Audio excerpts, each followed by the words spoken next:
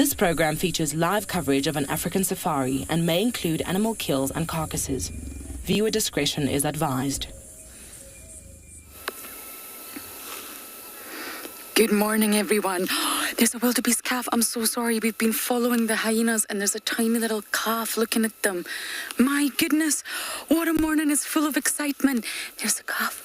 There's the hyenas. These hyenas have been up to no good this morning. What an excellent start to your live safari through the African bush.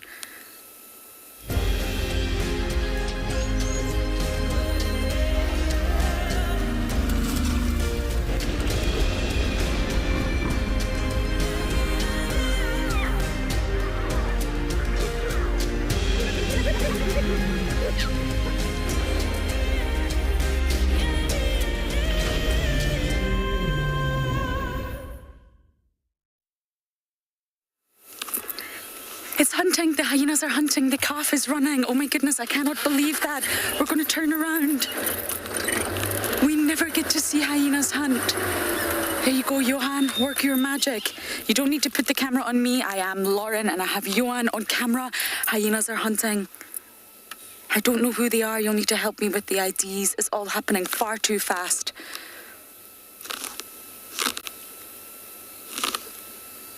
Oh my goodness, we're going to follow Johan. Hyenas hunt by coursing, so they run, run, run. Hi everyone, it is what a start to the morning to your live safari. You must talk to us, send in your comments, questions, #wild. Chat stream. You can also go to wildearth.tv/explorers and send in your comments. Okay, Johan, do you see anything? Hyenas run so fast. You don't think they do, but they do. Okay, let's just try and see where they've gone. Your calf.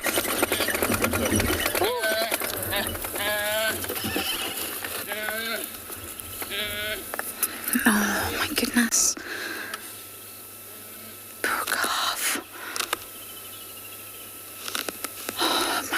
What a start. Okay, Johan, you ready? Oh, wait, they're circling down. This is such a difficult start to the morning, everyone. We're going to follow. If you are sensitive, this may not be the moment for you. And this is exactly how hyenas hunt. Run, run, run, run. Exhaust, panic, terrify their prey.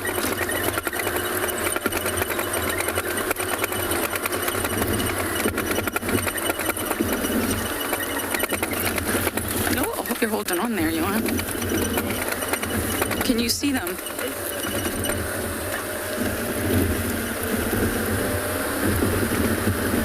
Okay, just give us a moment to relocate them. We should be able to hear them.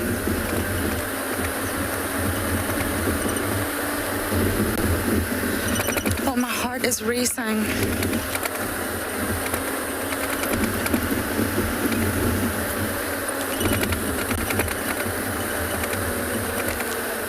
Okay, I'm just going to stop and turn off because that calf was very, very vocal.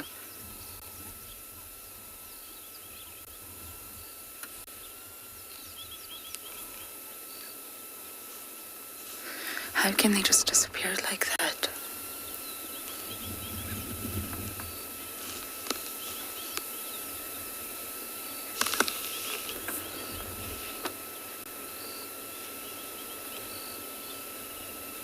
See, hyenas hunting are just like wild dogs. You can lose them just like that.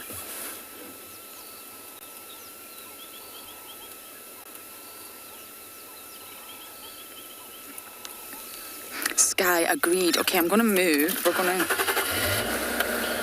try and see if I can sit up a little bit like this. Yes, Sky, hyenas are fast. People don't realize, and it's because we don't really see them hunt.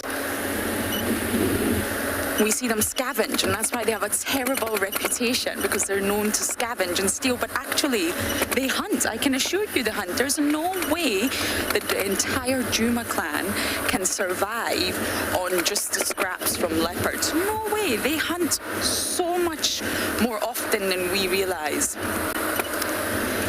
Now, I think we're going to have to do a U-turn here and go back. We're on quarantine, an open area, and we've completely lost them. I knew those hyenas were up to no good. If any of you manage to ID them, please let me know through whatever platform you're using. Twitter, YouTube chats, website. Please let us know. Wow. We were following them. I knew they were up to no good. They were playing. They were sort of wrestling a little bit, and then, of course, they spotted that calf at the exact same time that we spotted it. And it seems to be a lone. I know there's a lone wildebeest calf being seen on the dam cam, and I wonder if that's the one. And it's such a shame, because last year the wildebeest, they held on to most of their calves, and this year there's been devastation. Okay, one last race to look for them. I'm a small person, so you know we have to stand up. And it's sad to say, if they do catch this calf, it'll be over very quickly. Very, very quickly.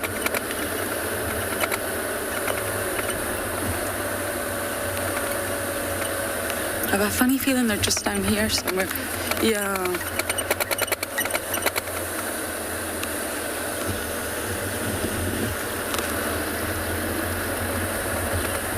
Completely different from the cats hunting by coursing. Wild dogs do it, the Ethiopian wolf does it, hyenas, it's just run. There's no ambush, there's no stalk, there's no camouflage, there's no waiting for the precise moment to jump out and terrify your prey. It's just run. The prey sees you, but you run, run, run. You're hoping that the prey panics, falls, gets exhausted, and that's what you're waiting for. And hyenas have a very unusual sort of walk.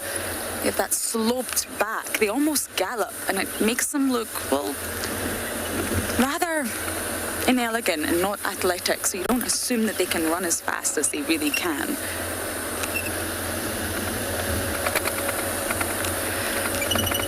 Absolutely baffles me where they have gone. I think they've gone down and towards the drainage, so we're probably going to have to do a U-turn. Rexon's on it. Rexon's always on it. Okay, we're going to turn here. There we go. My earpiece just got caught. Bear with me. We're probably going to have to spend a few minutes looking for them. Rexon thinks they've gone this way, so we shall follow.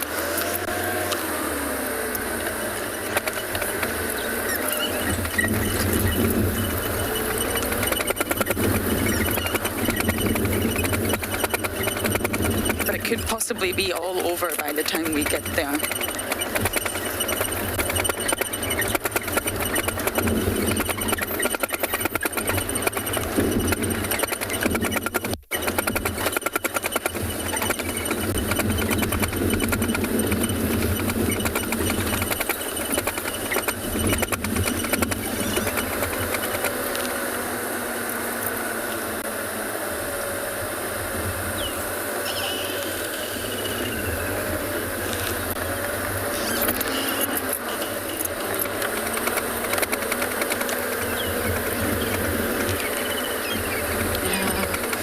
Completely vanished. The grass is so long as well.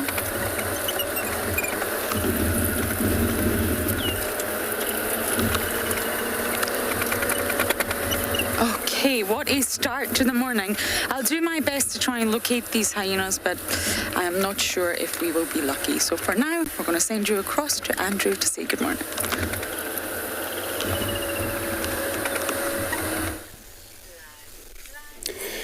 Good morning, everybody from Djuma Private Game Reserve. Indeed, it is a great morning with beautiful cloud, and sitting here with these beautiful elephants in this wood. See them, they're doing their best of feeding since the temperatures allow them to able to get on, exercise their energy the whole entire morning. I think they'll be doing the same. So my name is Andrew on camera. I have a Simon this morning. So we in the western side of quarantine, and then we just locate these elephants, still busy doing their own feeding. But there was tracks of lions in the middle of a quarantine there. I think must be the same pride from last night, that we left them near the dam. And then we're going to be focusing on following these tracks after these elephants, see how far the tracks has leading us into. And then it's going to be another vehicles also helping us out there. These elephants are not actually static. They've been running around here quite a lot. And they were not far from these hyena that Lauren got. So I think this makes sense now. They're not actually comfortable with sticking around here for long. And they're just going to move away from this area since they saw what happened there.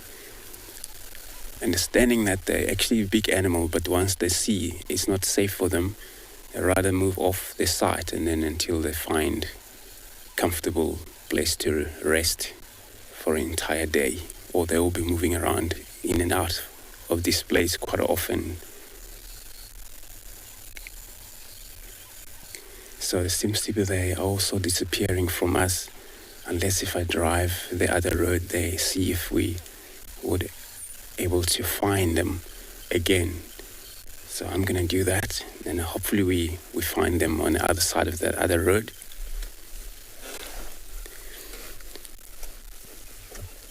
So remember to talk to us this morning on Kids Question at WildEarth.tv, also on hashtag WildEarth at FC, as well as WildEarth.tv/Explorer. So this is how we're going to be interacting with you guys.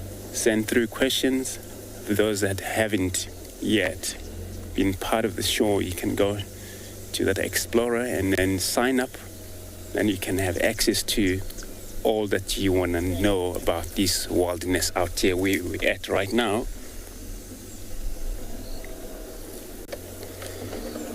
Still very much interesting weather for all animals.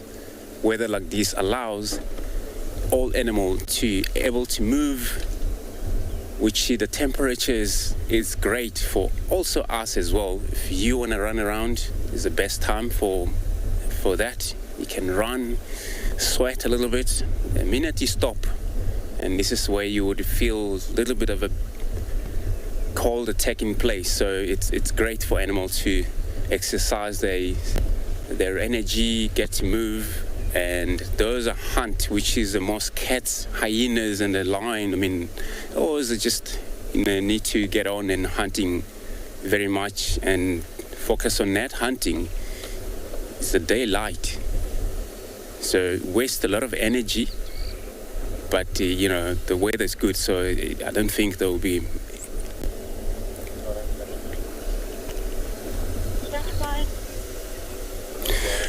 Joe, morning. So you want to know how far elephants can run? Elephant can speed up to about 40 kilometers an hour. So that's the average speed of the elephant, where they don't really jump like you would expect from these other species, as well as a wildebeest and the zebras. So when you see them run, they're speeding up, but smooth like a motion walk, but they pick up speed to up to about 40 kilometers an hour in that movement. So we got them again here. Lucky enough, we're back to that road again. Got like a shortcut. Looks like they're going to end up into Galago Pen area, in that direction where they're going right now, if they ever cross this road for us.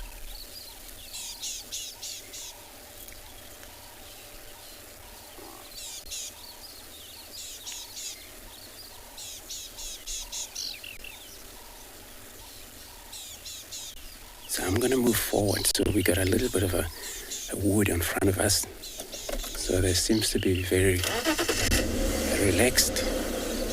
They're not running around anymore, so probably going to enjoy them right now.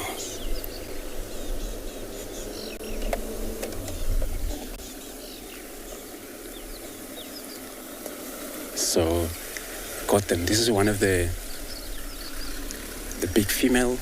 Sorry everyone, there's a car that's driving past right now, but it's going to be okay soon.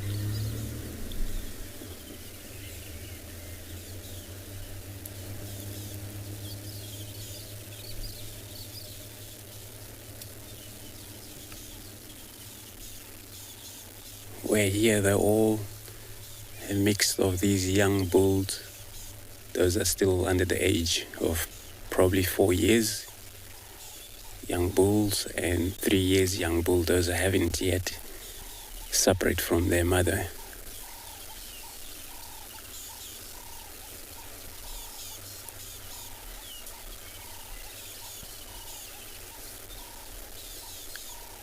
Beautiful. See how they all just make sure these young ones remain in the middle. So for safety, if it's any surprising them here happened, the adult will take care of that. And they're very much protectable elephant animals. They also making sure that wherever they are, it's got to be them only. And if there is anything around, then it makes them worry too much. They don't actually mix quite a lot with other animals. They don't like doing that.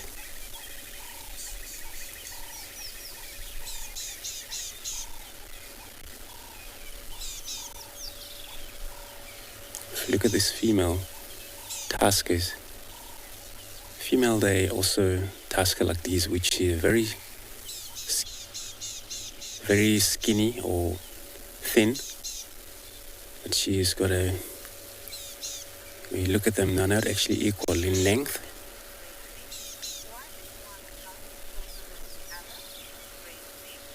Gracie, you want to know why the other tusker length than the other one? So elephants, when they use these tuskers for feeding, helping their trunks, quite a lot of time that, I just hear one of the trees been knocked off slightly. So they use the tusker to help the trunk when they feed. So you find, depend, some elephants, they could be left or right-handed in terms of using these tuskers to able to help the trunk grab and break the bushes. So what you see in here, that the tusker that we see, it's shorter. I think that's the one that always she use it when she feed. And the other one will remain length or longer than the other one. Some they would prefer both. When you look at these tuskers, you find they're equally in length. But majority of them, they are the one-sided preference in terms of using. Look at them crossing the road.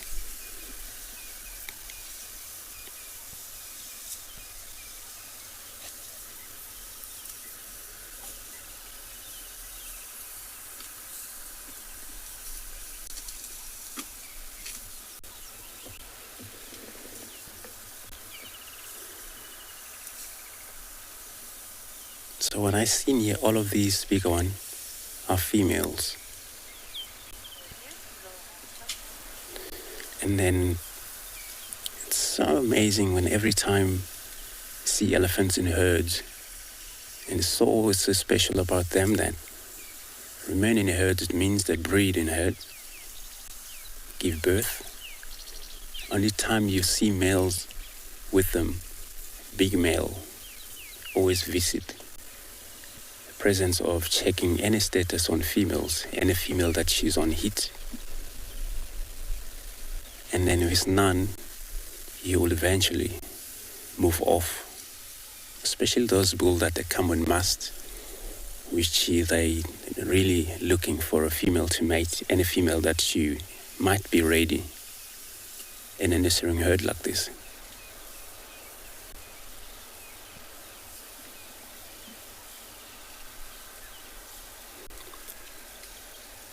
There's a young bull right in the back, following from the far end.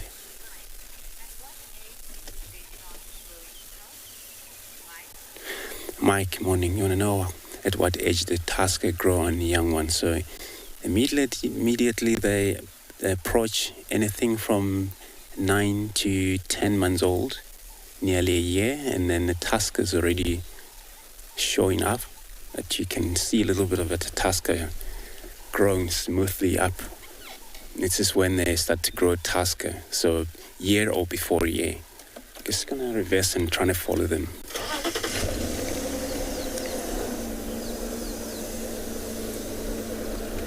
Yeah, like I said, they're gonna actually leading us into Galago Pen. So I'm sure they're heading in that now. So they're on that same route we thought they're gonna do. Unless they delay, because it's quite a lot of water for them to drink. They don't have to depend in all of these permanently waterhole. They can go drink anywhere they feel like, since it's actually, we just received rain day before yesterday, so it's still great for them to drink as they go. So we still got them there in front of us.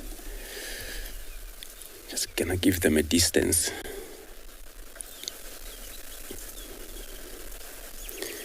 So she's feeding on one of the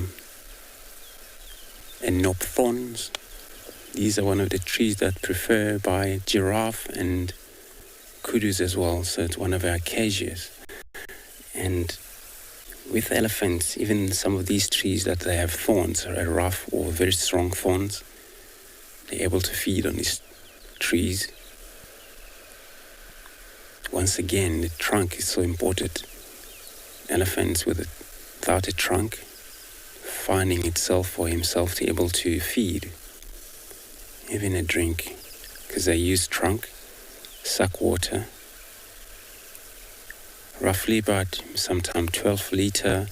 Bigger elephants in the thing from maybe 16 upwards, a liter at a time in the trunk can hold and pour in the mouth. But I've seen young one, those that haven't yet able to use a trunk yet, and they arrive into that water hole. All you see, they go down their knees, they reach water straight on their mouth. But once they're old enough, they weren't able to do that anymore.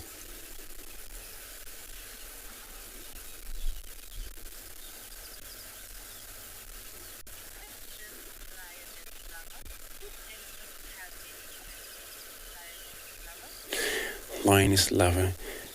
Yes, elephants have they don't actually worry too much or getting killed by any of lions out here. But they they're so big animal that you would think they don't have a danger on them. Anything could actually worry them too much. It's a natural cause of disease as a human involved in them as well by shooting them. And then those are vulnerable as a young one, especially when they separate from the group. But once they big enough, or like these, all they're gathering around here, and nothing danger can take place right now in terms of predators. But they always stay alert. What we've seen them there getting out of that hyena quarantine area.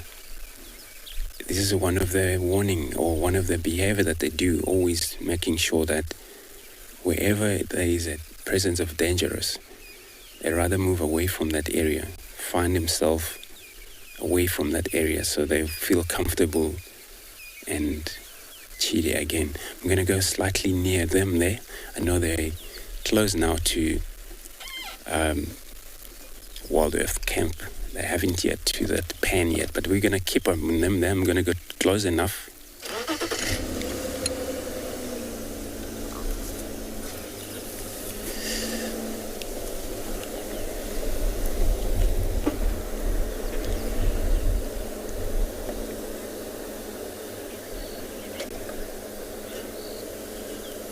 Sure. Average number of elephants in a herd Anything from 11 up to 28, sometimes 40 in a group. But the only problem with them when they also group in such a number like that is that when they feed, if it's not much of grasses, plants, talking about winter sometimes, they find it very difficult for them to able to find a grazing. And they have to move so much because there's so many of them.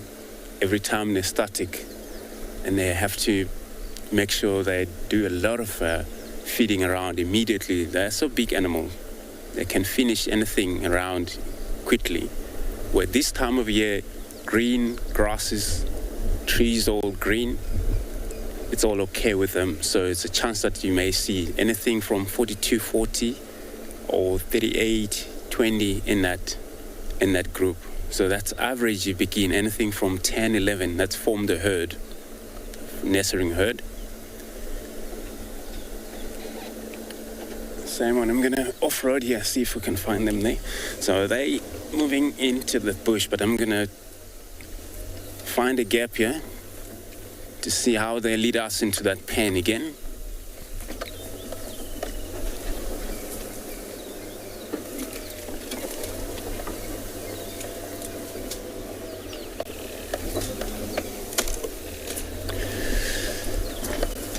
So they have a lot of food around here since it's wet or green. Easy for them to dig the soil, which is soft. They don't have to play hard and then doing that, especially if it's just after the rain. Also, they don't have to flap their ears quite a lot, which when they do that, it's because of the temperatures during the day. When the temperature rise, hot take place, and they have to flap their ears quite a lot. Looks like I'm losing them there. I'm gonna go to the pen straight away. Sure, some of them, they might be there. Looks like they're moving now quite fast. Let me move out of here. So playing on this natural waterhole, which they make themselves during every raining season. See them visit these mud wallows, extend them much bigger every year. So finally it comes a natural pen, but not only them doing that. Warthog, once it's the water stuck there, warthog can be involved in lying in there for cool off, as well as the rhinos. So elephants are clever. They can actually create their own water hole.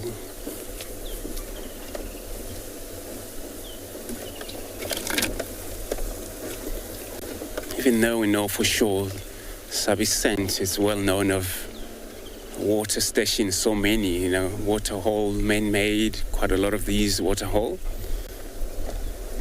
But also quite a few of these natural pens that the elephants have made.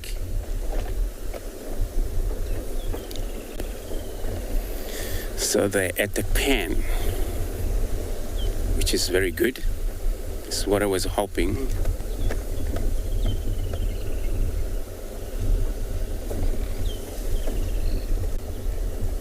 Don't know how long they're gonna stay here. If they're not very thirsty.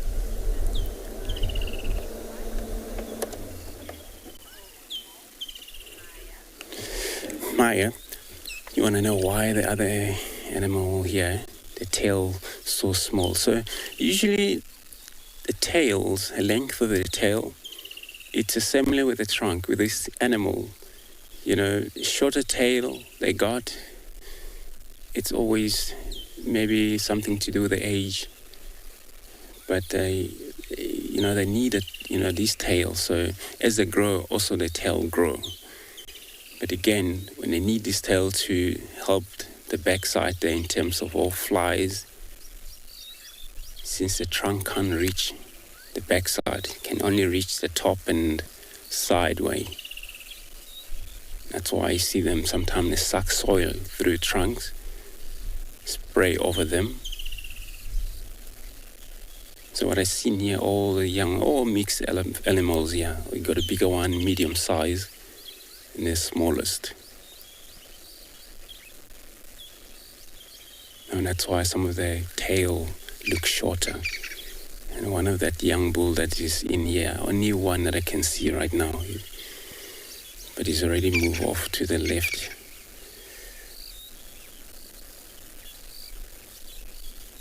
Those are all cows, females.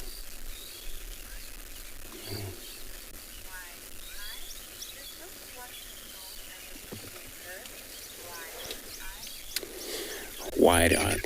Indeed, yes. This is the breeding herd. So, breeding herd, what's normally called? Usually, some can call the nestling herd, but you're right. So this is our breeding herd of elephants. So, consists of females most, and presence of maybe few males in the area, but they're more likely that the males also spend time on their own, far from the breeding herd.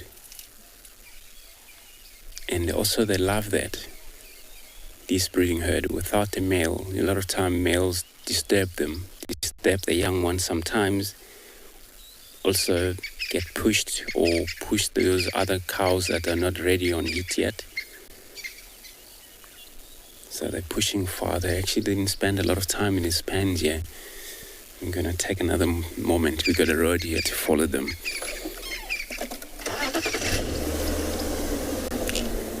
It looks like they're surrounding the Juma camp right now. They'll probably end up at the Gari Dam, I think, if there is don't delay.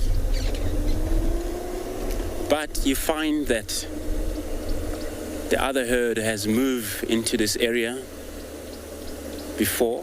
That's why they are following. Maybe they're behind another member.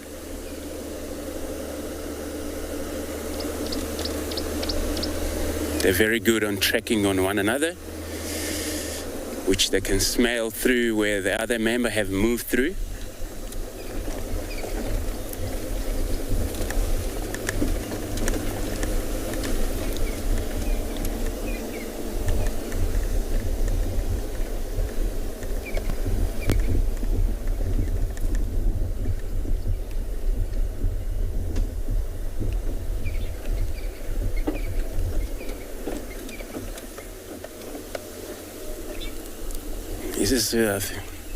They're going to be heading in the direction of where we just saw the other elephant yesterday afternoon.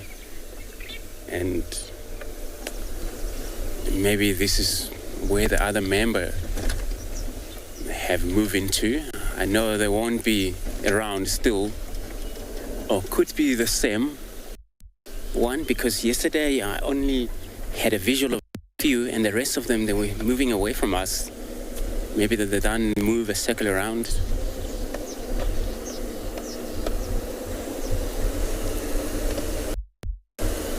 And they have a matriarch, which is the control here. So everywhere she wants them to go, she will lead them into that area.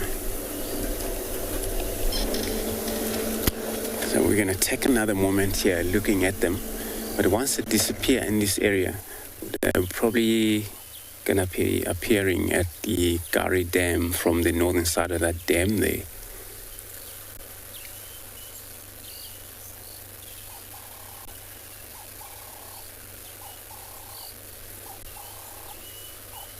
Defecation. That's what sometimes they eat quite a lot. So I'm going to try follow these elephants. Hopefully they come out to the dam there. While I'm doing that, I'm going to link you back to Lauren again.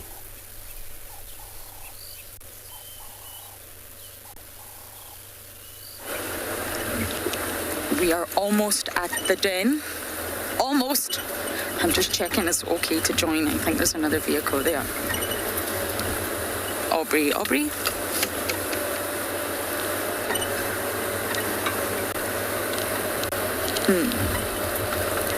It's rude just to appear, but I believe it's active. Aubrey, do you copy me?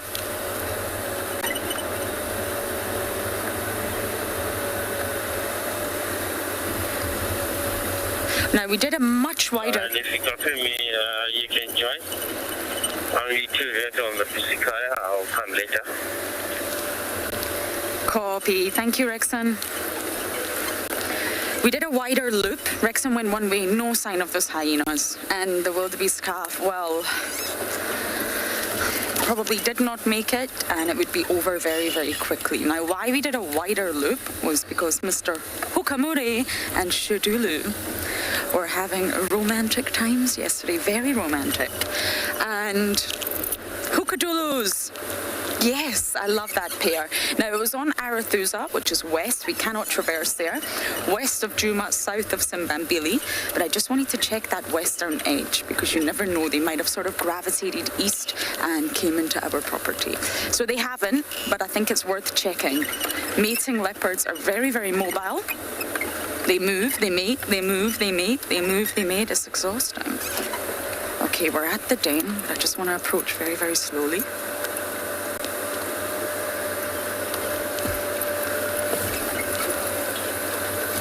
Let's see who's here.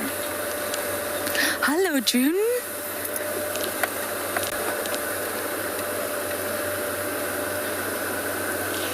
Hi, June. I'm just parking a little bit off to the side here. Can you work with this, Johan? Okay, we only have... No, we have more cubbies coming in.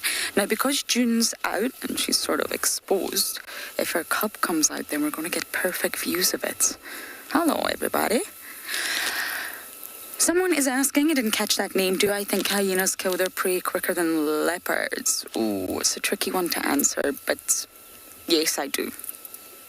Normally, when they hunt by coursing, they go for the underside, the belly. It's very, very soft skin. Hello? Yeah, sorry, Johan. The car just moved. That's my fault. We get in trouble when we hold on to the brake. The cameramen get very upset. But yes, they go for the belly, and normally it doesn't sound very pleasant, but they take a big bite out of the tummy, the soft skin, and they tear it apart, and normally they disembowel them. And as unpleasant as this sounds, it's over very, very quickly. And with 2 hyenas like that, who I think it was Ndebele and Swazi, brother and sister, which is very, very sweet, Pretty's offspring from the same litter. Because there was 2 of them and their size and the size of the calf, it really wouldn't take very long. It would be over quickly. They would probably disembowel and tear it in 2. So yes, I do think hyenas kill quickly in comparison to leopards when they're hunting. Leopards and lions, it can take a long time. They go for the chokehold, they go for the neck, suffocation. It's not pleasant. Come on, June, call your little cubby out. We saw it yesterday, it's not a surprise anymore.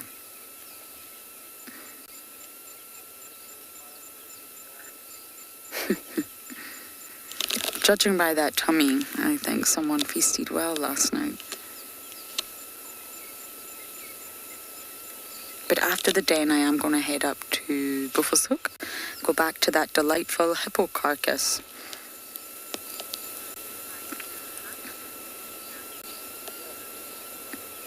Nancy, no, not at all, not at all. Seen many hyena hunts, especially up in the Masai Mara. They're said to hunt more up in the Masai Mara, according to statistics. But I don't know if that is just from limited information available, limited data. It's very hard to follow hyenas here. I was on quarantine this morning, and you saw how quickly and easily we just lost them, especially in summer. The sort of topography, the environment, everything about the Sabi Sands is very, very different compared to the Masai Mara. The Masai Mara is very flat, very open, not much thick vegetation or trees. And therefore it's very easy to follow hyenas, follow them hunting. And it could be the difference in environment, that they really don't hunt as much as the Masai Mara. Could also be due to the fact that there's lots of predators here, lots of opportunities to scavenge, or it could just be lack of information and they actually do hunt just as much here Okay, we've got 3 little monkeys coming to eat my car.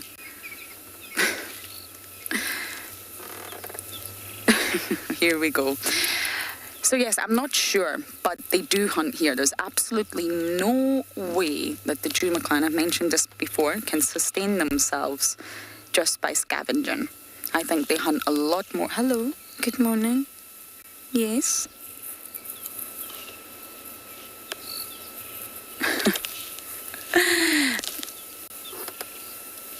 Sorry, I'm surrounded. I cannot believe Corky's little daughter and the transformation.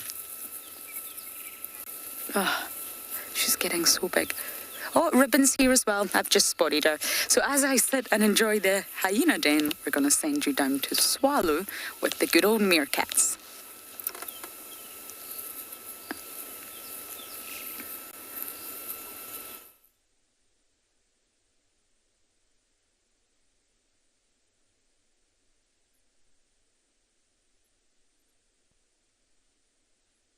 Rockstar update! Yay! So we've only had two meerkats pop up so far this morning, but some more to come. There they come. It's a little bit windy this morning, so temperature's sitting around 22 degrees, about 71 Fahrenheit, with about an 18 kilometer an hour wind. So they will be a little bit weary, lots of things moving around in their eyesight. They'll be looking around, and slowly, as they have a bit more confidence, the rest of them will start coming out. Just some burrow maintenance. I'm going to move out of Darby shots. I don't even introduce myself. This is what I keep forgetting. I get so excited to talk to you. I'm Deirdre, and on camera with us this morning is Darby. We're at the Rockstar Den.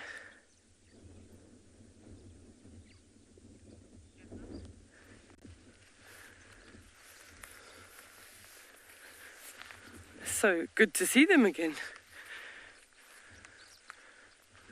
You'll see, because I'm coming around from behind and Darby's on the other side, they look all around, so I'm going to go walking back around to join the same side as Darby, so that if that what we believe is a sort of skittish alpha male comes out, we're all at least in the same place, and he doesn't feel like there's things from different sides. We obviously don't want them to come up this morning and then run away from everybody. We want to show you the update.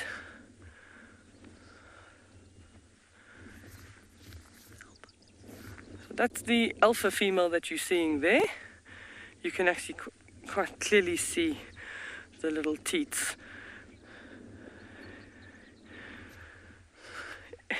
I believe everyone is happy to see the rock stars. So am I. It's always nice to get an update every now and again, and you never know, it's that sort of apprehensive feeling every time you come to the burrow to see, is every member there every single morning? Because we don't always get to know exactly which one they go in for at night time. Sometimes if the weather conditions during the day are not ideal, they'll actually even sort of go down and go to bed earlier, and sometimes not where they normally are. So they can be, as you all know, I know the viewers have sat watching empty holes for a while. As you all know, it is quite hard to know exactly where they are every day. And also, it becomes a betting game in the morning between myself and Darby as to which hole they're going to pop out of, because they've got so many. You never know which one to focus the camera on.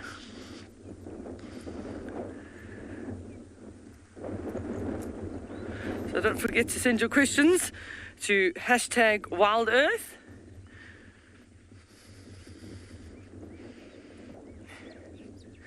Lisa G saying, yay, rock stars take the stage. Absolutely, they are not quite rocking this morning. We just need a few more to come out. But as I say, with this little wind, it might take a little bit of time before the whole family is out and standing in the sun. That wind is also going to affect, because it's a little bit of a chilly wind, it is going to affect the temperature regulation for first thing in the morning. We're going to send you across to Matt and his zebras, but we're going to stay here for hopefully an update for the rest of them to come out. We will patiently wait.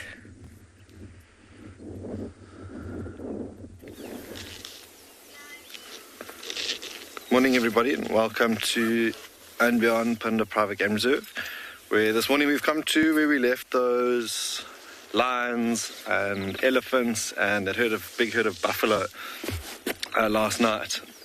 My name is Matt, and behind the camera we've got Owen, and we've just come to see if we couldn't find those lions, but completely different change of scenery here. We found some warthog in the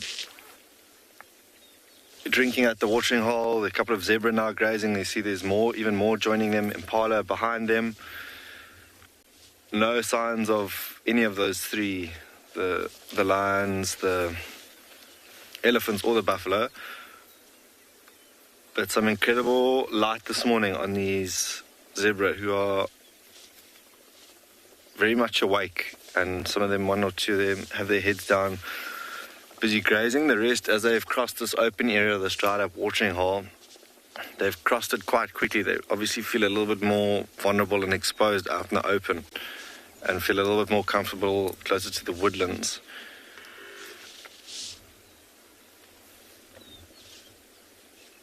But that wind that we had yesterday afternoon pumping through is slowly starting to pick up now again.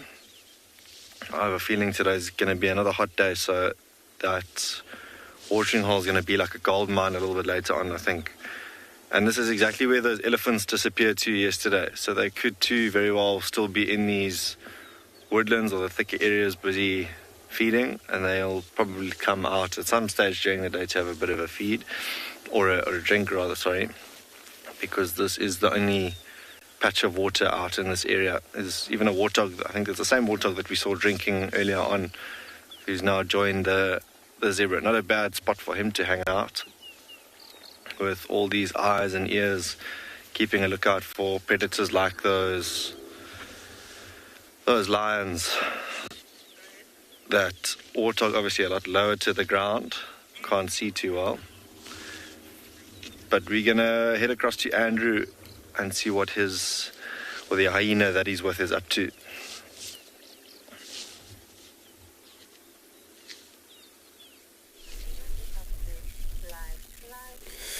Thanks, Matt. So we have left these herd of elephants and moved away from Gary Dam already into that wood, but we've got two hyenas in this area. I think this is where the pride of lion was seen last night, and they're busy sniffing around here, probably trying to see if they can refollow these lions, because they're very capable of always be behind the big cats for possible scavenging if there's anything that pride have killed. So they're sniffing on the ground, and maybe just because of that lions were seen with a full belly around here. Could be that still a lot of a smell that whatever died here, but we're going to follow them just to see how they move far from us. But the other tracks of the other pride have been seen. So we're getting Junction area, the guys are following up there, and then if they're going to head that way along that Tundam road, looks like they're going to end up in that position.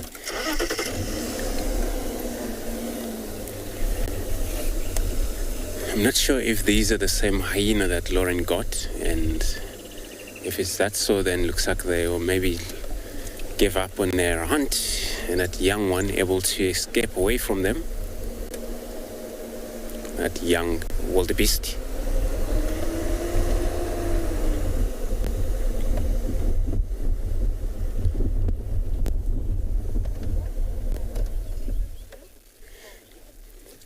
Corsi. So hyena, their favorite meal, anything they come across dead animal, especially, they don't mind rotten, very rotten meat, old skin, and their preference when they have to hunt any small baby wildebeest, baby zebras, anybody who cannot make it fast in terms of running, they would be preferred to hunt those.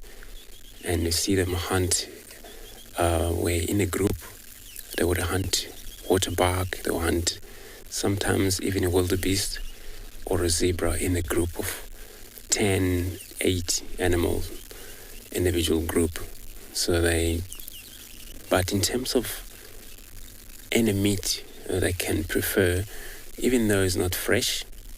When you see them feed, you can actually witness how ferocious they are. They don't actually feed like other cats do. They pretty much rip apart skin, flesh, and bones, and swallow those as soft bones and swallowed up. And so feeding methods different to lions and a leopard, where they cut skin roughly using these carnassial teeth, which these they have, but since they have built up with so strong jaws, they just tear apart the skin and the flesh.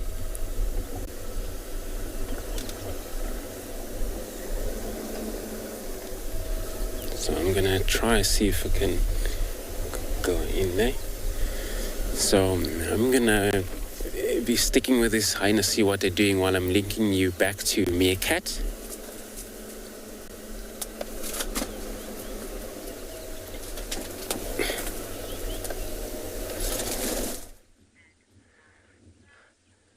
So she's just seen potentially a jackal in the distance. So with having pups in the den, our Meerkat habituator, Veronique, she's told us that the pups are about 3 weeks old, which literally means any day now they're actually going to start coming out to sort of play around the burrow area and be fed by the adults around the burrow, and then start, after a couple of days around the burrow, then move somewhere else. So look at how alert she is. She's not taking her eyes off him. He's far in the distance. They've got incredible eyesight. But she's seen him already. I can see him running across there in the background. So that would be one of their biggest threats, is jackal, especially with pups in a den. The jackals don't necessarily go in the holes or can get in the holes, but because the pups are there, the adults don't want to move, so it does make them very vulnerable.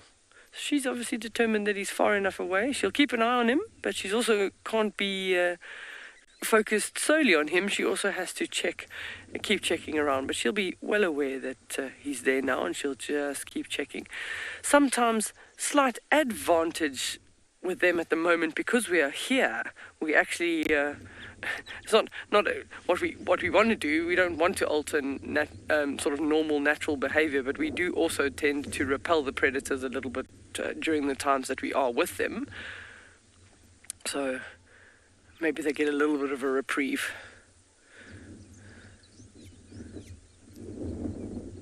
So you can all start having bets on your little feed down at the bottom. Which day do we think this week the little pups are going to come out? If it's 3 weeks, they really, really are due any day now. Maybe today is the day, who knows? But she's been out for a while, and only the other one that's been housekeeping, but we haven't seen any of the others. And they might not necessarily be in the same hole as she was. They could be popping up at any one of the others in that time frame. She's having a good check. That jackal just did a full circle, but still far enough away that I don't think she feels too threatened. She hasn't sent out any alarm or anything like that, so he's far enough away.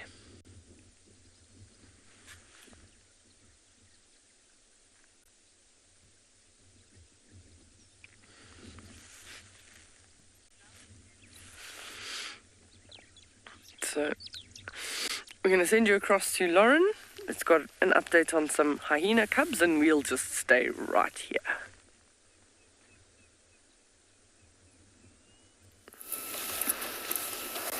Oh, it's all fun and games at the den this morning. All the cubs are out. We've got Heart's pair, Corky's daughter, and Ngwazi and Shimbulu are just feeding off in the distance. Joanna will give you a little bit of a view, but Ribbon's a little bit further away. So the only cub that's missing is, of course, June's cub. And I think I'm maybe a little bit late. I think I've missed the milk bar. It's now closed because of all the excitement this morning. And it definitely was Nzabeli and Swazi. Thank you, Michael. Incredible to see brother and sister hunt like that. I think they went into that drainage, and it's one of the trickiest drainage lines we have. So it'll all be over. They might appear here once they've finished feeding. They actually might end up at the den.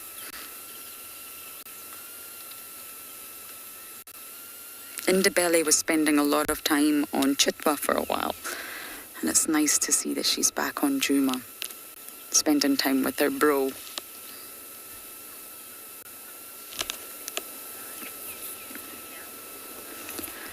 Leah, they don't live together as such. I'm just going to turn my radio down. Their social structure is a clan. Just like Scottish people have clans. I am from the Arthur clan. Anyway, their social structure is a clan, and it's very hierarchical for the females. So it's almost like a proverbial ladder, if you like, with the matriarch at the top, and then slowly it filters down to the lowest ranking hyena. And for males, it's slightly different. They do sort of have a hierarchy, but it's based on different things. There's no real leader of the males, but you're sort of ranked a little bit higher due to tenure, the longest time that you've been with the clan, and due to sort of age and your status. There's all sorts of different things for males, and they cooperate in a clan. They don't necessarily live together. You only really find hyenas together like this when there's a den. They can be quite independent as well. They can scavenge alone, they can hunt alone, they can sleep alone. But because we're so lucky to have a communal den here, that's when everybody sort of comes together. This is the area that they integrate, they spend time with the new cubs, socialize, basically. This is where the party's at. So yes, they will stay in clans their entire life. Females will stay in their natal clan. They will never leave the Juma clan, for example. But males, they have a choice. When they get to a certain age, it's either just stay with the natal clan, retain your status. If you're a high-ranked hyena, like Tswalu was Pretty's son, you're in good position. You're going to get respect from the females. You're going to get lots of access to food.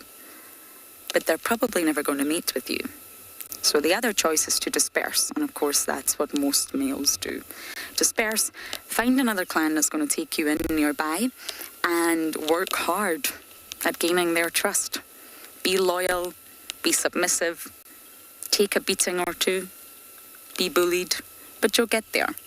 And eventually the females in the new clan will trust you, and of course you'll have plenty mating opportunities, which, let's face it, that's what the males want. So 97% of all males are said to disperse from their natal clan, and 3% are said to stay. But there's trade-offs, there's pros and cons to both decisions. The vegetation, is it a stick she's eating? She's having the best time with the stick. Maybe she's going to be vegetarian. Now, I do really believe it's time that Heart's pair and Corky's singlet get names, so I think we're going to work very hard on that over the festive period.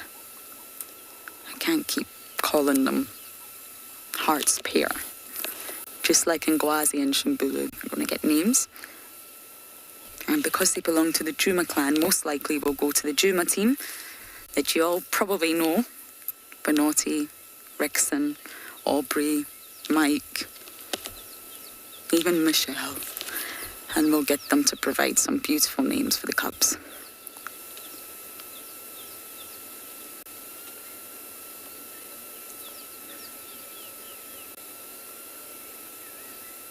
So I think, as I mentioned, we've missed the feeding for June's little one, and because it's so small, from what I could gather yesterday, it's very, very young, and therefore most likely not going to be out and about for maybe about a week or two yet. I know Trishala tried so hard. I think it's just luck of the draw. It's all about timing. So So we're going to stay here a little bit longer before we bumble off and see what else we can find. But for now, we're going to send you back down to Deirdre and our meerkats.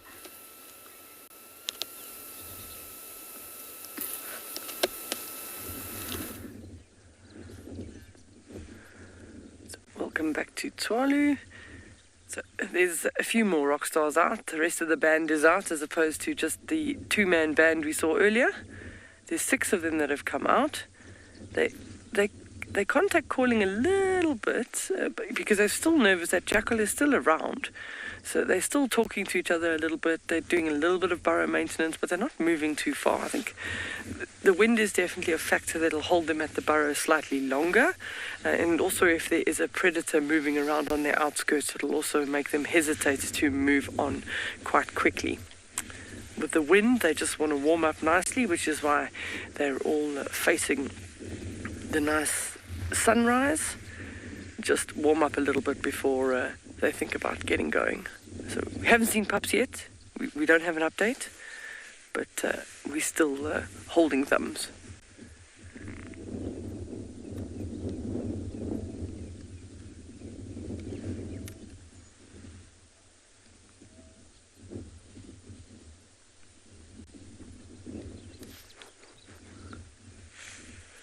The jackal's definitely, it's on our left, so you can see them looking in that direction.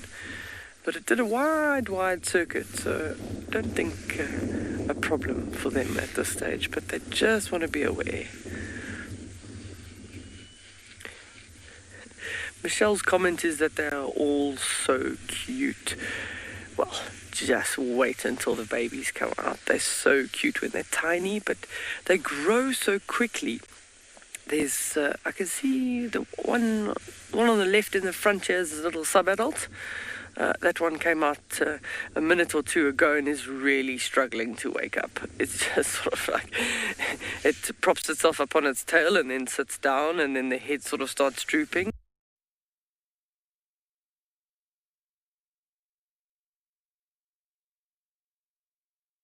I've had my cup of coffee. But they are so cute. That was probably me. I moved too suddenly, and that was the reaction that you get. So it just shows you how alert and aware they actually are for movement around them. Yeah, still not sure, eh?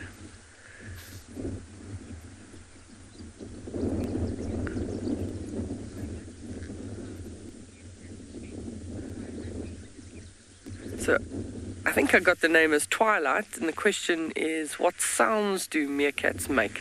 So they've got probably about 18 or more different vocalizations depending on what they need to tell each other.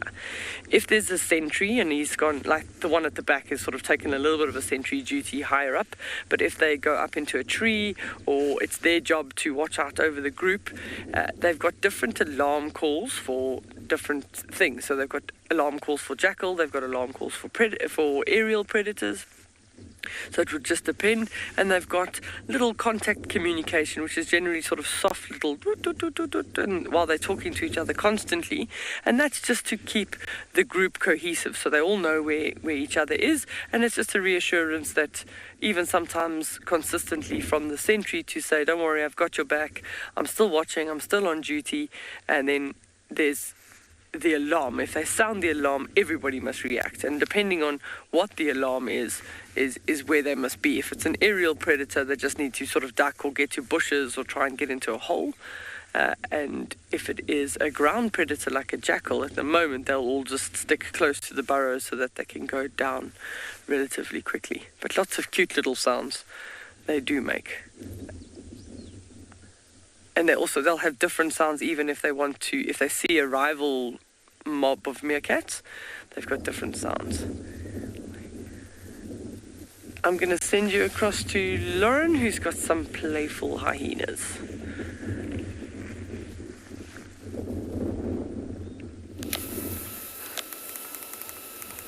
Hyenas also have different sounds, 14 different vocalizations they're said to have. From the giggle, that gives them their sort of reputation of being almost demonic and laughing their heads off like a maniac, especially in The Lion King. But giggling is one of their sounds, and again, the word giggling is a human word from the English language that humans term that sound. They're not actually giggling. It's just a sound that they produce that sounds like they're giggling. It's normally when they're nervous. They get really, really nervous and they produce that sound. Maybe they're scared, maybe they're being bullied, maybe there's a threat. It's normally between hyenas that they make that sound. It's not normal when they do it if they're facing a leopard or a lion. Generally, they do it in a sort of interaction with another hyena. There's the iconic whooping. Whoop. I'm terrible at that, but I love that sound. And many, many other vocalizations. And what's so remarkable is their cognitive ability to recognize every call an individual can make in their own clan. So let's just say there's 10 members in your clan, and each can produce 14 different vocalizations. That's 140 different vocalizations that you can recognize and identify exactly who is producing those vocalizations. Now, that's a lot of cognitive processing, and that shows extreme intelligence. And there's different ways to gauge intelligence, and again, this is coming from a human perspective, and that's our stumbling block. It used to be thought the bigger brain, the more intelligence. And yes, big-brained animals can be intelligent, but that's not the only intelligence marker, and I think we're silly to think that. I'm so convinced we don't fully understand how intelligent... Oh, there's the cup.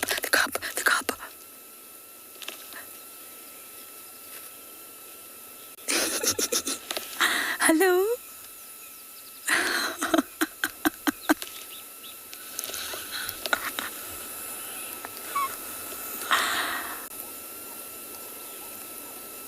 It's just like, I'm just having a little look, see what's going on, and then I'm going back to sleep again.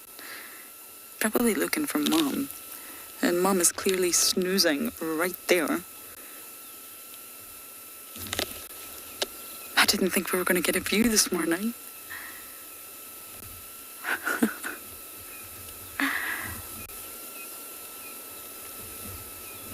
June had 2 girls last time. She still has 1 girl, Sutu. And I wonder what this little cub will be, or is already. Oh, sweet. So it's clearly awake in there.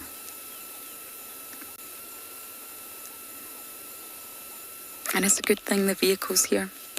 Habituation. Start them young.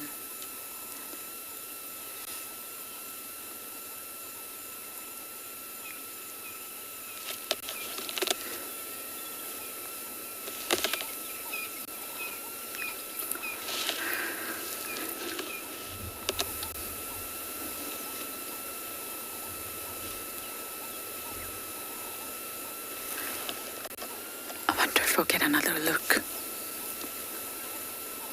I can see movement. There's definitely a little ear moving there.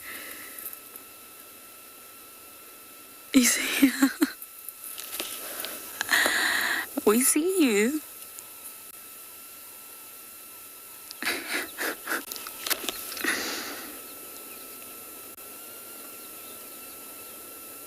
Oh, hello.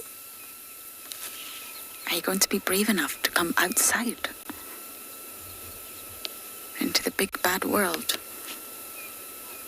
Past the entrance?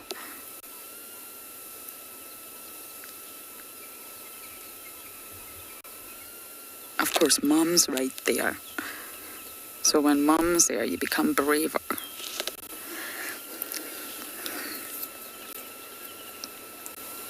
I didn't catch that name, but do hyenas have any predators? Not necessarily, no. There's no species that hunts hyenas. But in terms of threats, yes. If a leopard can, it will. If there's an opportunity to kill a hyena, absolutely. And they will definitely kill hyena cubs. If a leopard was to come here and all the cubs were out and there was no adults present, yes, the leopard would kill all of the cubs if it can. Lions, exactly the same. If a lion can kill an adult, it will. And it would absolutely take the cubs. Wild dogs probably wouldn't kill an adult, but they could, especially if they're together in the pack, they could take down an adult. We see it regularly on videos on social media and YouTube, the sort of relationship between wild dogs and hyenas. They're enemies. And sometimes you'll see a pack of 15 dogs surrounding one hyena, and they could absolutely kill it, but they rarely do. And other hyenas. Hyenas can kill hyenas, and it's a horrible, horrible thing to witness, but it happens, and it's normally from different clans. It can happen within the clan as well if there's a dispute, especially at a matriarchal takeover. If we look at June, this beached whale that is lying so elegantly on the side of the mound with her big belly, her sort of downfall was the matriarchal takeover when Ribbon decided she was going to change everything up. She was so badly injured. Her ear flopped over. She was really not in good condition. She got attacked. And it happened right in our camp. WildEarth's camp was where that happened.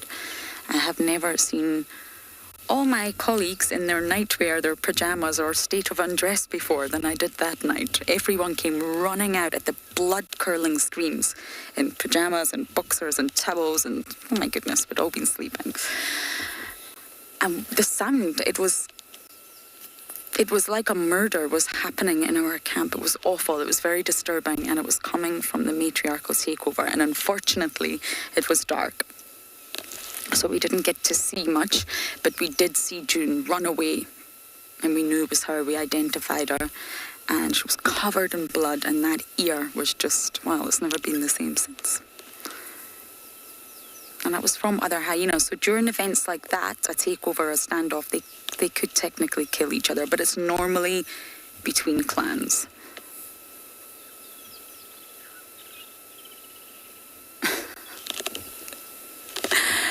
Keep laughing. These cubs are just having the best time. Heartspare and Corky's one are just loving life right now.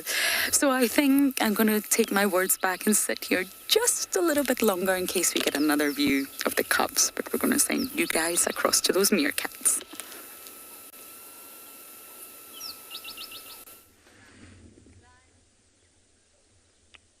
So we still no pups yet. I don't know how thin my patience is, but no, we'll keep sticking here and see what happens. We've been hearing them. So they in this little hole in the front here where these two are, somewhere in there. Oh, yeah. Oh, that's all six. I was like, where did that one come from? But that's all six. We've been laughing, we've been chuckling at the alpha male. He's also been struggling to wake up a bit this morning. He was sort of half in, half out there. He just sits down at the back there. And he was also sort of doing a little bit of some eye winking there because he was struggling a little bit. So between Davy, Veronique and myself, we've got a bet running as to how many pups are going to emerge, whether it's today or in the next couple of days. So it'll be interesting to see on the chat stream how many you think. I know that you viewed them with Davy and Kyle. 3 weeks ago you would have seen how big the alpha female was. So send us your guesses as to how many pups we think are going to come out.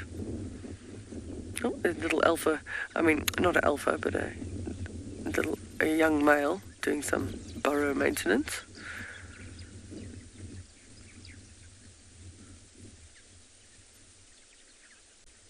I think they've lost visual of that jackal because they're looking less in that direction.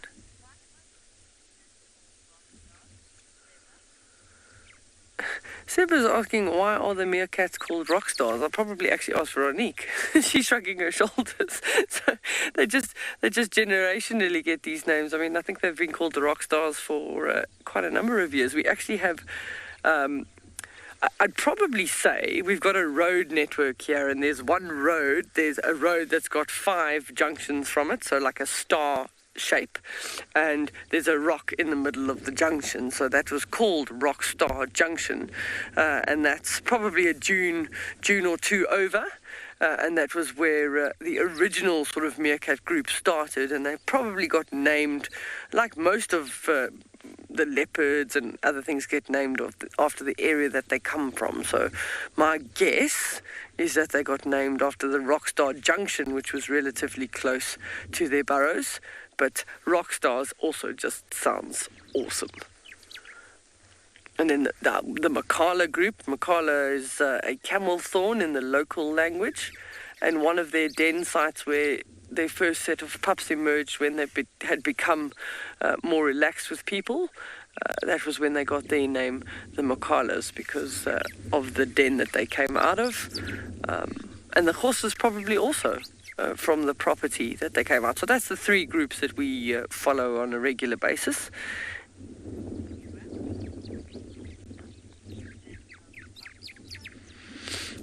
So we're going to send you across to Taylor, who's got a herd of buffalo, and we're going to stick it out here and see, while they're still at the burrows, if anything else comes out.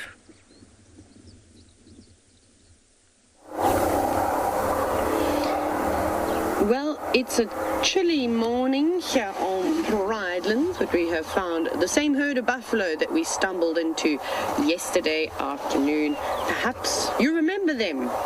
We'll keep an eye out for tungsten, but they don't seem very impressed with us, which I suppose is just the normal nature of an African buffalo. My name is Taylor McCurdy, and on camera with me today is Sebastian Rombi, and like I said, we're here at Prrivate. It's cold today, hey Seb? Mm-hmm. It's not nice. Breezy is what we've used to describe it, with a hint of chill, but of course I'm still in shorts, so it's my own fault. Anyways, this herd of buffalo not particularly impressed with us.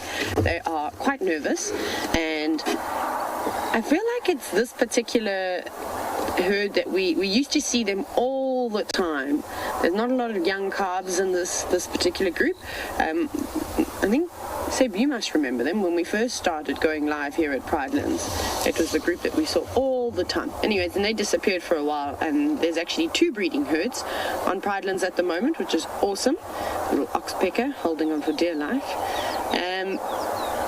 And they've always been a bit on the jumpy side. The other herd is a lot more relaxed, so I'm not sure why these lot are so highly strung. You can see the cows are often not particularly impressed with us, and they normally come right out to make sure that they can have a good look. You might also hear a few cars just in the distance. We're quite close to one of the boundaries. And remember, Prrivate is awesome. It's right outside Hoedspruit, which is epic, that the wilderness areas literally are on the edges, on the fringes of these small towns. Hello, boy. None of them have got table manners this morning, all got grass hanging out of their mouth. I think what they're going to do is stick around here. It's nice grazing, a bit dense, quite thick. Wouldn't like to come walking about here. I don't think you would see these buffalo. Definitely surprising, but with the chilliness and the wind seems to be picking up, that'll be a nice sheltered spot for this herd to just spend their day. And I'm sure they'll do a loop and go back towards Buffalo Pans. We were yesterday and we had the elephants and them all interacting with one another. But there you can see they're actually buffalo inside there, but look how thick it is as they hide sort of within the shadows of some of the trees. I think what we will do, though, is move on from these buffalo. I am in search of that breeding herd of elephants we spent some time with yesterday. I'd like to catch up with a little calf with a short trunk. Off we go across to Matt, who's got some very, very sleepy lions.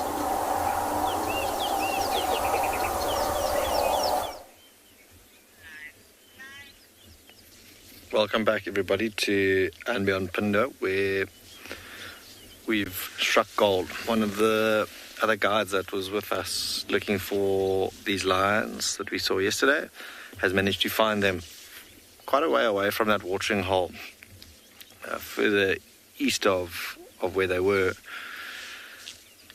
The 2 that you can see in picture lying out in the open, the 2 young males are doing a bit of window shopping. On the other side of the hill is a zebra busy looking at them. So they're lying out and exposed. The other two lions, or at least mom and one of the other males, are lying tucked away underneath a quarry on a shady patch. Already fast asleep for 10 to 7 this morning. It's a lovely Thursday morning. It's already starting to warm up quite a bit.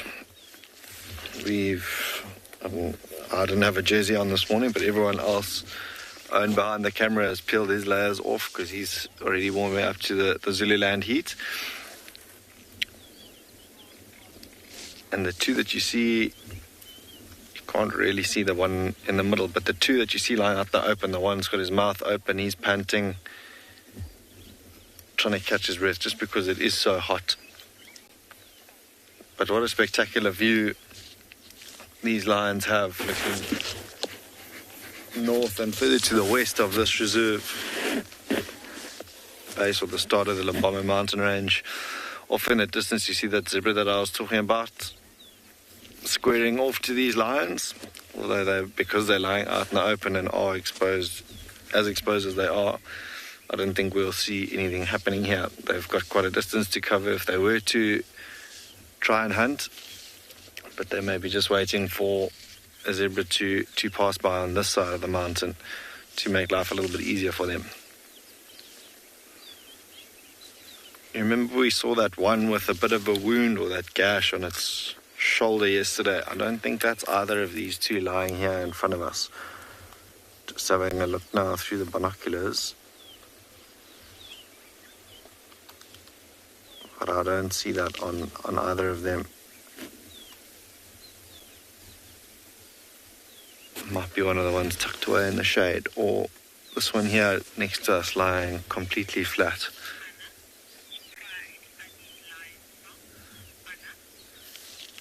And are you asking which pride these lions are from? It's a pride that we refer to as the Nyala pride of lions.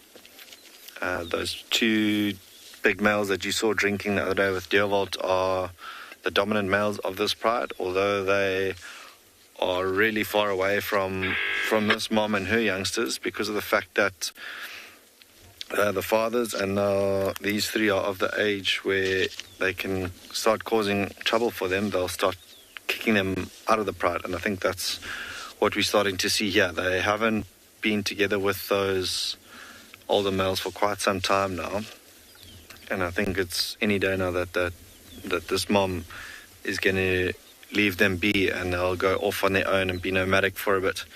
But this is a Nyala lioness and her three young male or sub-adult cubs.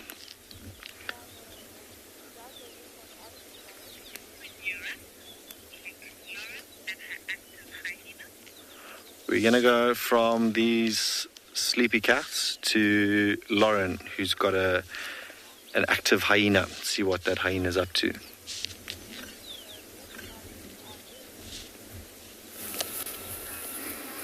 Very active indeed. Well, the adults, not so much. But the youngsters, my goodness. It's also quite endearing to watch the relationship that Corky's daughter has built with Hart's pair. She was so close with Ribbon's pair, Ngwazi and Shimbulu, and I obviously can't prove this, but I do feel having both Ngwazi and Shimbulu for a long time in the den, it helped Corky's daughter build up a lot of strength and helped her grow into the little girl she is today. And what I mean by that is I really feel if Corky's daughter was alone in the den, her survival rate would have been a lot lower, just because she is the lowest ranker, or one of the lowest rankings offspring. Well, so I'm gonna take Sorry everyone, it gets me every single time. And yeah, she had them not necessarily for protection, but for company, companionship, a little bit of protection. I guess she learned from the boys who already understood a lot more about their environment because they were older than she did. And I really, really do believe that the fact that Ribbon's boys were older and already in the den, and it was two of them that assisted Corky's daughter in growing up.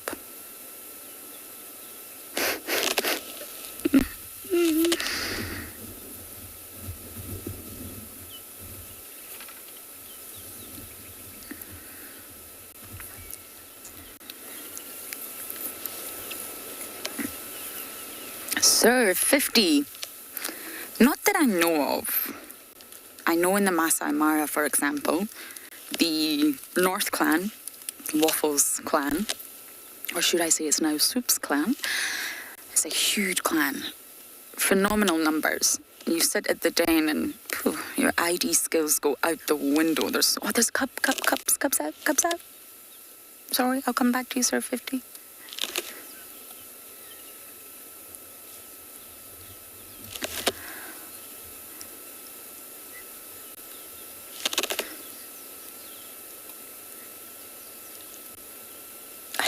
Wants to come for Mom. Mom is currently being attacked by Corky's little one. There you go, June. Don't block that entrance with your ginormous bottom.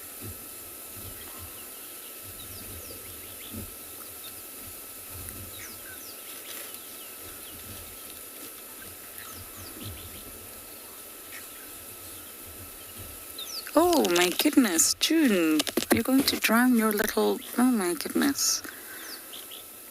You are peeing into the den. Wow. You are peeing on your offspring.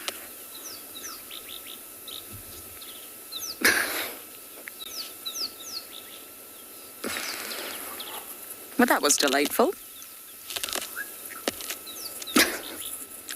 I don't know if we'll see the cup again after that. It's probably very wet.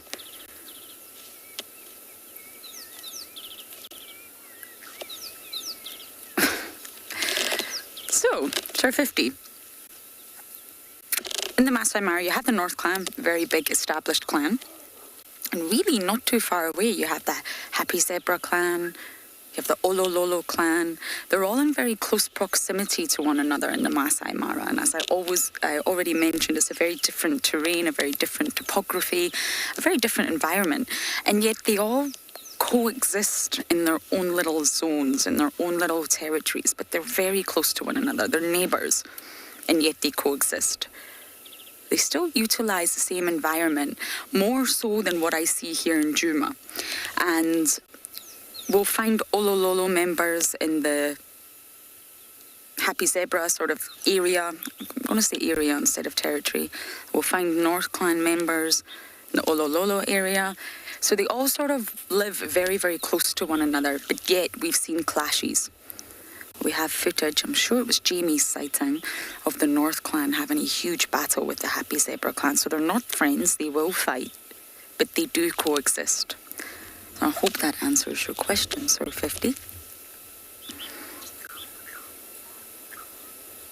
June, I cannot believe you just urinated on your child.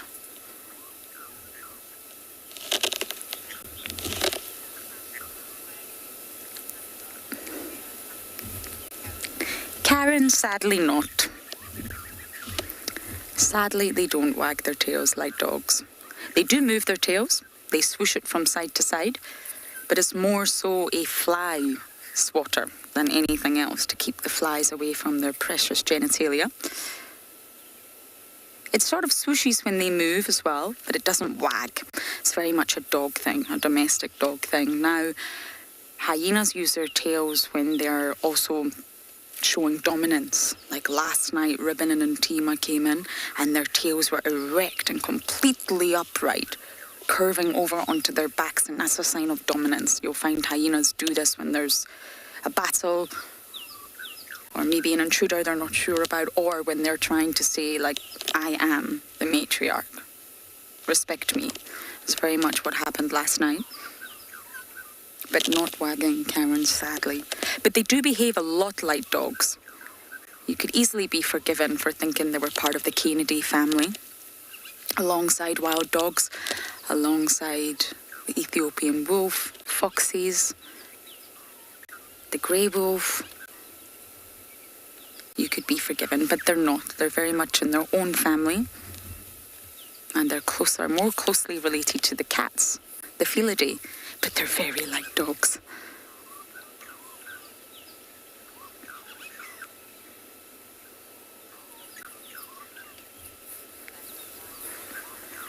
Oh, what a great morning. I do think we shall extend it just a little bit longer, but we are going to send you across to Matt with his lions.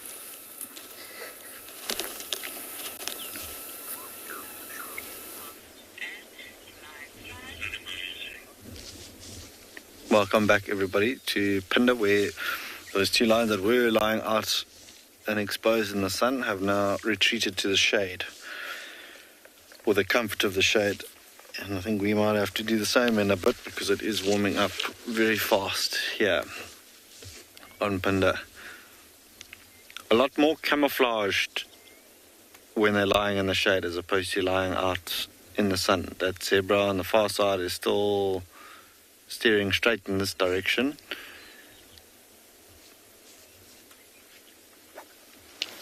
And I didn't realize it at the time, but felt like there was another lion behind us with a bit of an explosion out the bush next to us. But that was actually a warthog coming out of its burrow with a couple of piglets, which brought everyone to attention. This lion here closest to us has just had a big old yawn, which for cats is sort of typical behavior of them starting to get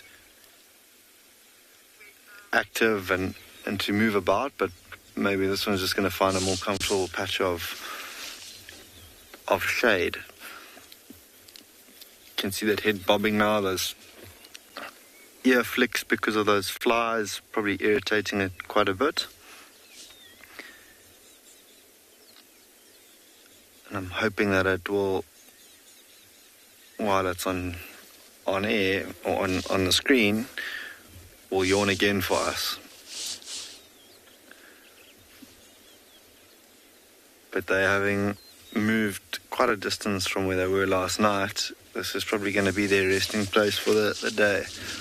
The one in the middle has just collapsed in a heap. It's lying completely flat, but this one now is also in and out of consciousness. Eyes slowly starting to fade. And that head bobbing showing us that it's also starting to warm up, panting. There we go, there's another big yawn.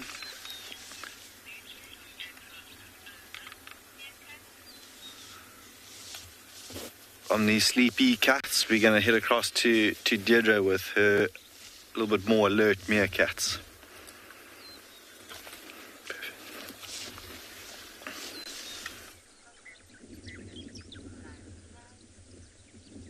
So the others have left in the meantime. They've just gone off foraging, heading out west.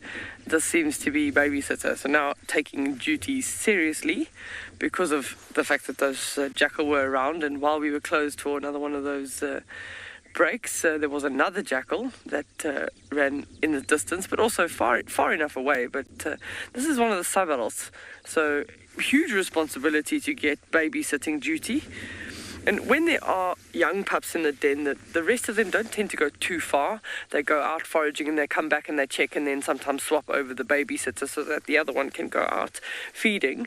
And we were chatting about it a little bit earlier that they can afford to spend a little bit longer at the burrows in the summer season because there is an abundance of prey. I mean, you just look at how many insects we've been showing you on WildEarth over the last few days. You can just imagine with those good rains that we've had, the early rains, there's just an abundance of food at the moment. So for them, they can forage relatively close to the burrow while they've got some pups and keep coming. And as soon as those pups are mobile, they'll move them to a different burrow set so that they can carry on foraging in a new area. But babysitting duty, really, really serious thing to do.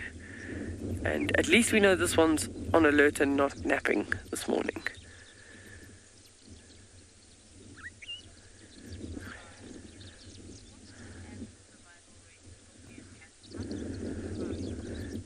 Safari Kitty, your question, very interesting. What is the survival rate on meerkat pups? Wow.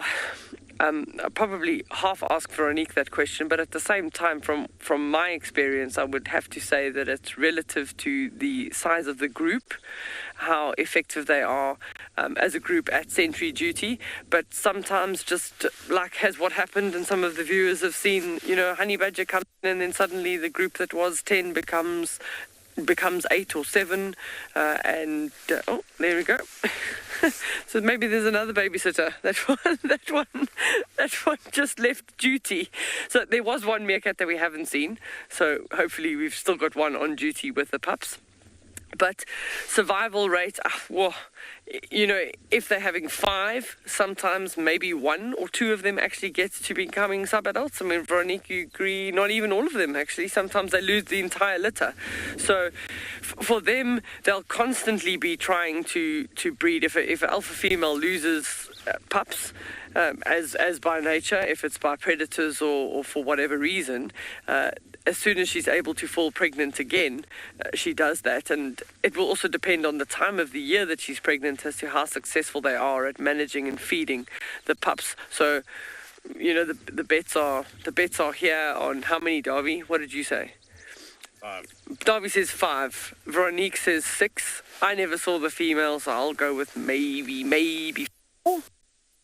And we'll see what comes out for the particular group. No, they've probably. So we're going to move on and see if we can find something early this morning.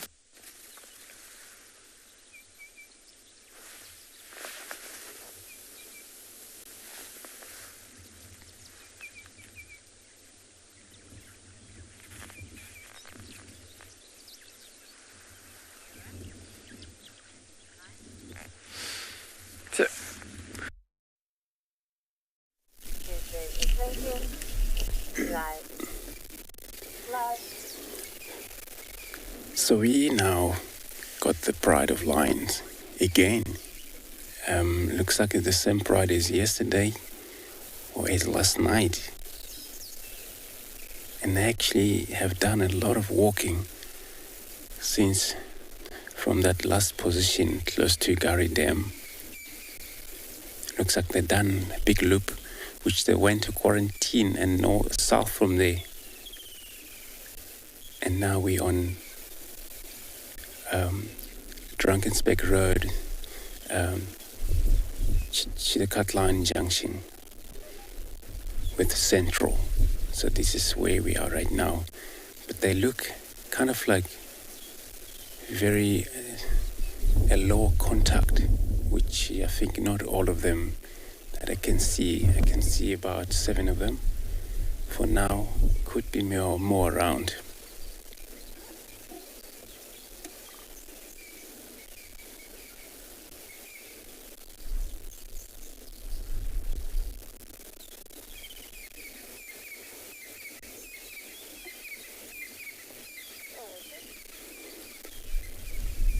So they will be carrying on doing a lot of contact. So it happens.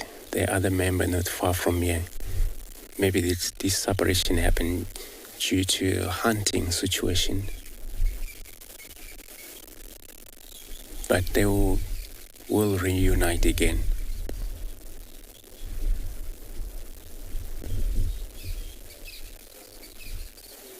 Just gonna take a silent here, just if we can hear the audio of them.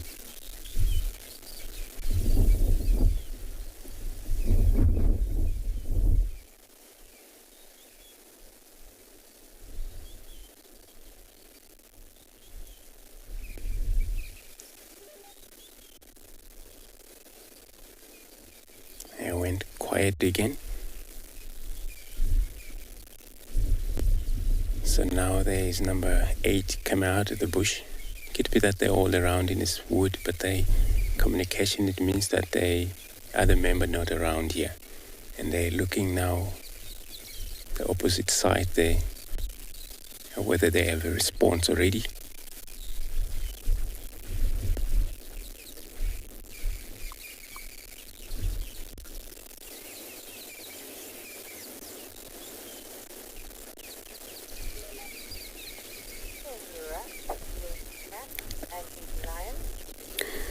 So I'm going to reposition. While I'm doing that, I'm going to link you back to Matt with his line again.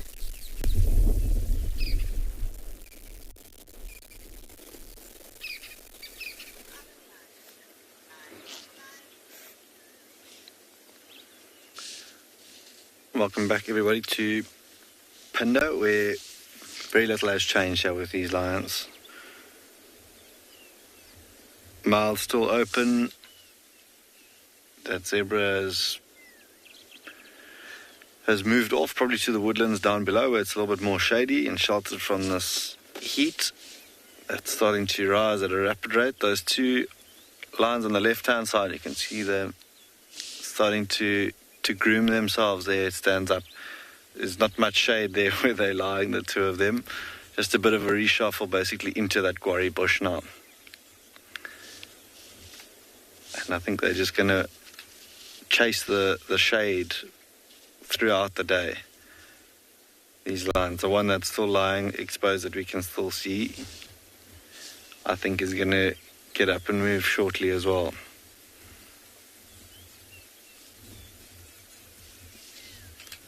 I think today's got the potential to be a really, really hot day here. Most grateful for this breeze that we have blowing.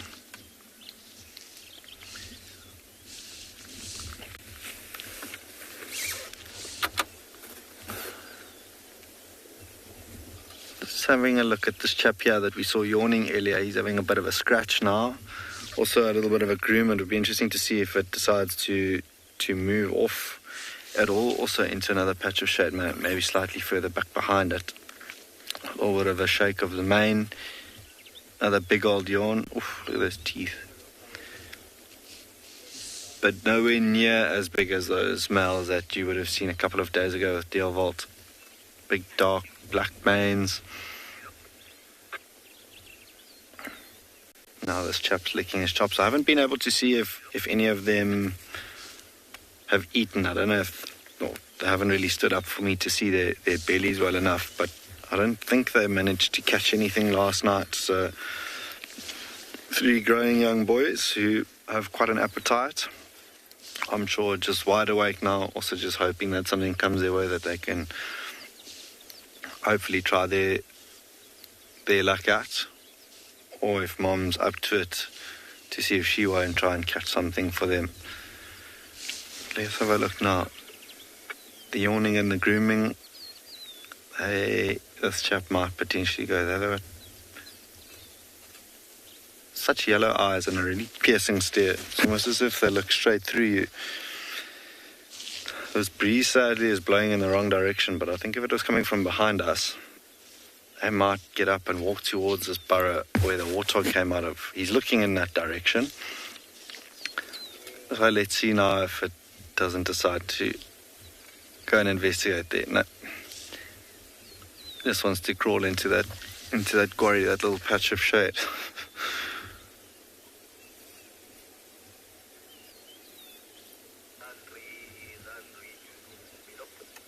Yep.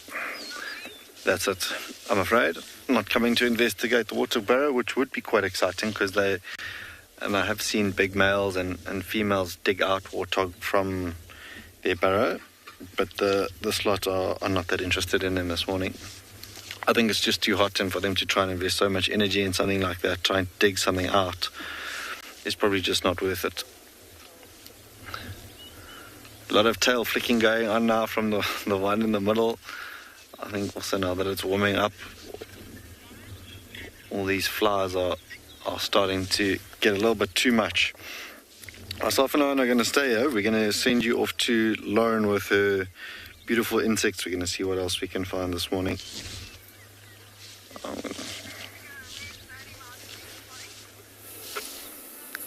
We're still at the hyena den, but look at this.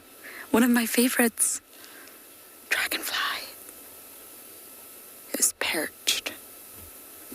He's using his 6 legs to cling onto the end against a wind. Now, I've definitely found a new appreciation for insects, and my goal over the next coming weeks is to try and share that with you all.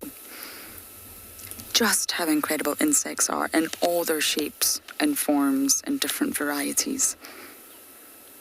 Now, there's actually more than 200 million insects for every single human being on planet Earth today. Can you believe that? Are we really the most dominant species or the most dominant group of animals on the planet? I think not. And I read a book recently and it says, right now, in this very moment, between 1 in 10 quintillion, yes, have you ever heard of that word? Quintillion. So between 1 and 10 quintillion insects are basically moving and crawling and creeping around on the planet as you speak right now, outnumbering any amount of the sort of grains of sand on any of the world's beaches. So if you think of all the beaches around the world, all those grains of sand, there's more insects than grains of sand on the beaches. They have us surrounded. I really think planet Earth is a planet of insects. And I know many people, insects, creepy, crawly, we don't want them in our bedroom, we don't want them on our bodies. Yes, we don't. I don't like insects crawling or flying into my face as I sleep, but we must appreciate them and everything they do for our planet. Dragonflies used to be much, much, much bigger than what they are right now, so we should probably think of ourselves as lucky because they're not that size anymore. They're smaller, thank goodness. And they come in all sorts of shapes and sizes. And the world's tiniest insect is the fairy wasp. How cute. Little fairies. And one of the fairy wasps, I hope I get this right, is called the Huna wasp. And it belongs to the group of the fairy wasps. And it's so tiny, it comes in at 0.16 millimeters. I don't think you would be able to see that with the naked eye at all. Huna. And it comes from Polynesia. Or the Polynesian language, is spoken in Hawaii. And it means something like the tiny little dot, which is a pretty good name, I'm not going to lie. I get a little bit annoyed at some of the naming of animals. But Huna, pretty little dot, I like it. And that's a fairy wasp, one of the smallest. There's another species of dwarf wasps, and it's called Tinkerbella Nana. If I was an animal, I want that name, Tinkerbella Nana. And it does come from the fairy tale Peter Pan. But Nana actually comes from Nanos, which in Greek means dwarf. So it's coming from Nanos. But yes, Tinkerbell is exactly what you think it is. Tinkerbell from Peter Pan. And it's so small it can actually land on the tip of one of your strands of hair. Wow. Joy, you're asking what is the predators of the dragonfly? A lot, actually. You will find even a hyena, we're still at the den, would snap up a dragonfly if it landed on the ground. Raptors will eat dragonflies. Reptiles, they're probably the biggest threats. Lizards. A gecko, I've actually seen quite a small house gecko eat a dragonfly. It's a bit of a mouthful, but it's possible. Monitor lizards absolutely would. Frogs, amphibians, the bigger frogs. It's a great snack. Insects are packed with protein. It's a great way to just sort of bump up your protein budget for today. I have lots and lots of predators. Birds of prey would easily just snap it. Doesn't require much effort if it lands next to you. Isn't this such a great sighting? So we're going to stay a little bit longer at the Hyena Den before we do leave, but it looks like Andrew has been lucky with his lions.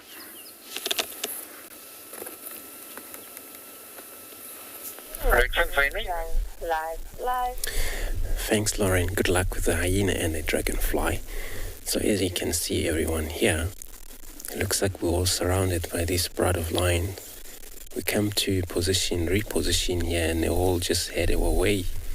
And one literally lying right on my rear wheel, which we cannot pan the camera into it right now, because then, unless if they move out of here. But, this is all about comfortable they feel with us. So there's nothing threat happening right now. They wouldn't do that, and they're not even looking at us at all. So they're still comfortably doing their own things. But they all now get around together again. They reunite, which all members are here. Since we had that communication was happening when we got them there. And it's amazing now they have crossed. We're right on the boundary, eastern boundary of Juma and Torchwood. And they're literally now crossing into Torchwood, where it's great that we still have access to follow them.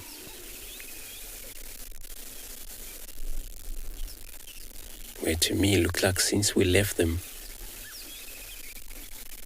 last night, they don't look like they kill anything from there. Their tummy even flat than it was since we saw them. But they, I think, been doing a lot of hunting the whole entire night until they find themselves in this position.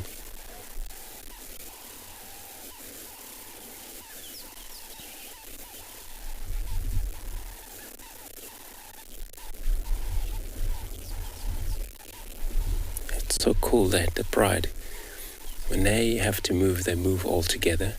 Sometimes they're lost from one another due to the hunting when they chase and they won't reunite at the same time or find one another. And the communication that happened, they're all about making sure that all the members, they are still around.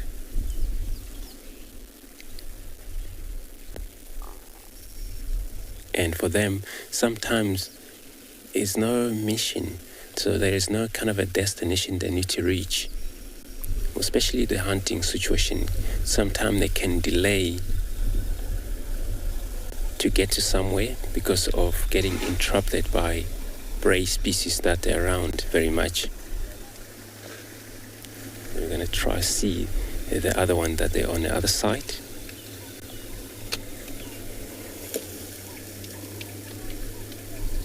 We haven't seen a lot of even an Impala around here, so that's probably maybe that's why they all keep moving around so much.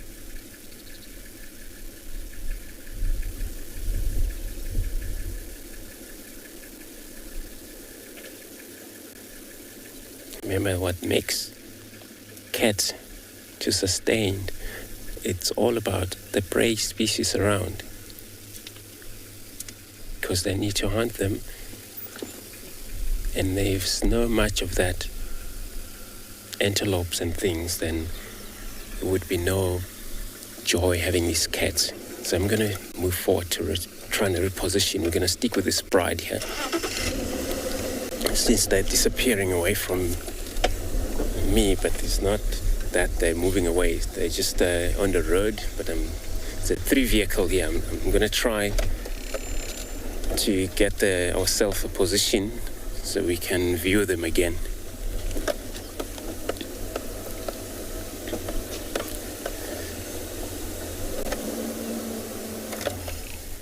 So they're on the road again, but it looks like they're leading east, still along Central Road. If they don't change this direction where they're heading into, they would end up into a Torchwood Dam.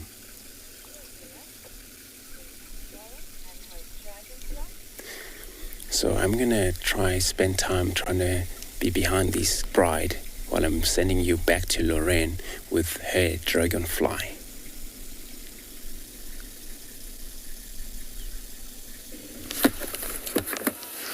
Good luck with that, Andrew. Good luck. We're still admiring the Dragonfly. I cannot get enough of the beauty. We're still surrounded by the hyenas.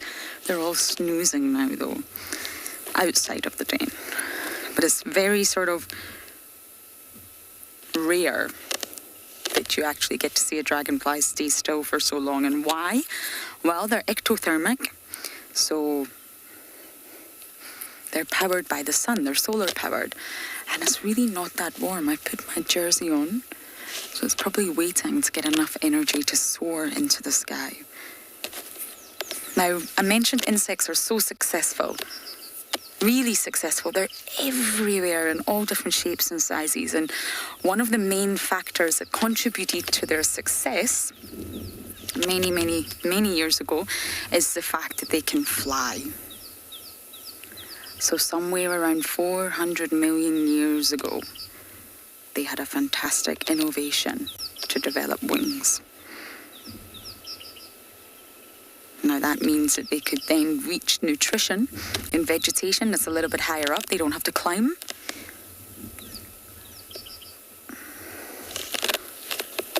And it means that then not only can they reach the top of the trees, they can then disperse. They can leave their earthbound enemies and go somewhere else. Wings is one of the biggest factors to the success of insects. And Sir 50, yes, dragonflies are cool insects. They're very cool. And if you learn about, look at it clinging on for dear life here. If you learn about their biology and the transformation they go throughout their life cycle, is fascinating. They hatch and they're born aquatic animals, aquatic organisms. And they change and develop into an adult form, which is the form we see here right now. So when we think of metamorphosis, you think of butterflies, caterpillar and butterflies, but actually so many insects undergo a metamorphosis, and dragonflies are one of them. They're very similar to damselflies. They're closely related. They both belong to Odonata. But just by looking at the body, that short, fat body, you know straight away that it's a dragonfly and not a damselfly.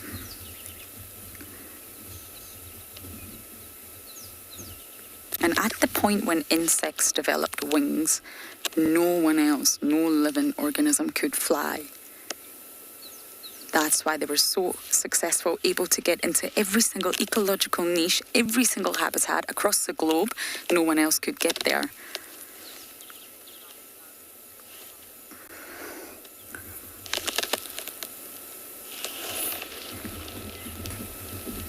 So there wasn't any birds at the point when insects could fly. Birds came later. There wasn't any bats or even pterosaurs, dinosaurs. It was a long time before the dinosaurs arrived. Insects were the first. And they literally occupied every single habitat that was possible. So it's said that they had global dominance of airspace for more than 150 million years before other species around the world started to occupy the airspace. And I'm not talking about humans and aeroplanes. I'm talking about animals with wings, with the ability to fly. They had the airspace all to themselves, which is just amazing. They've also survived 5 rounds of mass extinctions.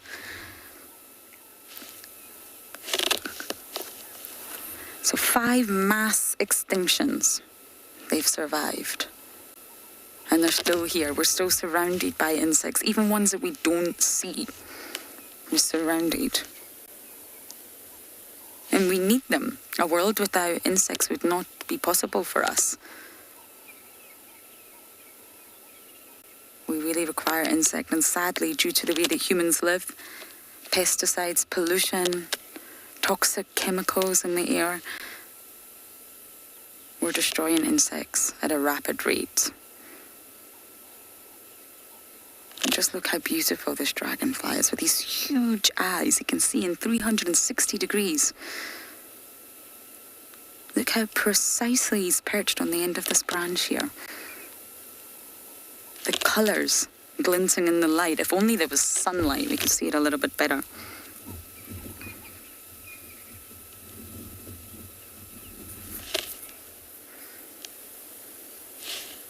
Okay. Poor dragonfly here. I'm not sure how long it's going to be able to hold on for. But as we admire this insect, we're going to send you off to Tswalu.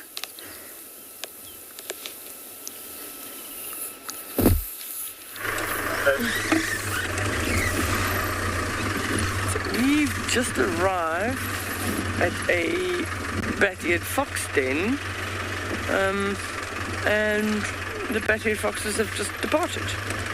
So just give us a moment. They've apparently got 3 little pups in this den. It's a little bit windy, so that might be why they ran away, but hopefully they're a little bit relaxed. There's most likely this little hole in the ground here, Darby, I would say. Just very insignificant. You wouldn't even think that it's a home for somebody, but it looks like that's where they've been, between here and that raisin bush, been using as a den. We were hoping to catch them. We're probably a little bit too late in this morning. We spent quite a bit of time with the rock stars, but everybody wanted a rock star update, so we might be a little bit too late for them to have come out of the, or still be lying out in the sun in the mornings for the pups. But very nice, some gemsbok on the dunes there, beautiful. Also nervous, the wind is pretty strong this morning, so the animals will move pretty quickly if they feel threatened at all. We're just going to stand by here a little bit and see if the adults are relaxed enough to come back. Just beautiful, beautiful scenery. We're about 4 dunes over into the west from that mountain range. That sounds very funny. I'm going to send you to Matt and his monkeys.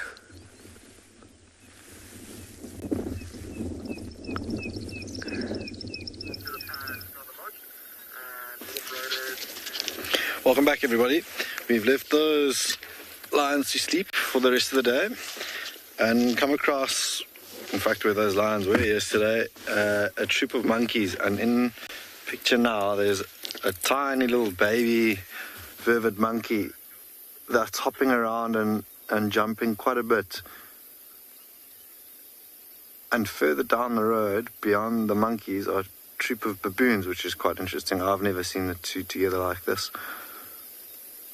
But the baby, unlike those lions, far more energetic, doing a little bit of grooming. There it is in picture now, saying hello to maybe its mom or a cousin or a sibling. Now hopping on the back of mom, but minute. Have a look at those super pink ears on its face. And still very, very pink legs. That little Vervet monkey is minute. It can't be, if a couple of days old, I think, up on its back legs and just venturing around now with the comfort of everyone else. Yesterday when we were here with those lions, you could hear a couple of them alarming at the back. And I wouldn't be surprised if it was one or two of them. Have a look at what's landed in the road now, the bird that's landed in the road. For those of you who are making lists at home, it's a green-winged Prrivate. Such pretty little birds, those orange bills, the red little bit on its tail, green wings, and then it's going to disappear as quickly as it popped up.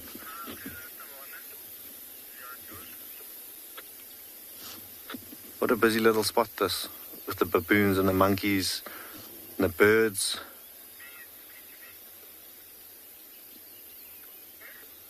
Another Vervet monkey coming into the road. We are in quite a busy intersection here, so I wouldn't be surprised if someone drives up or drives from the opposite end of these baboons and monkeys. But if that's the case, maybe we can get a bit of a closer view of the monkeys, in particular that little baby.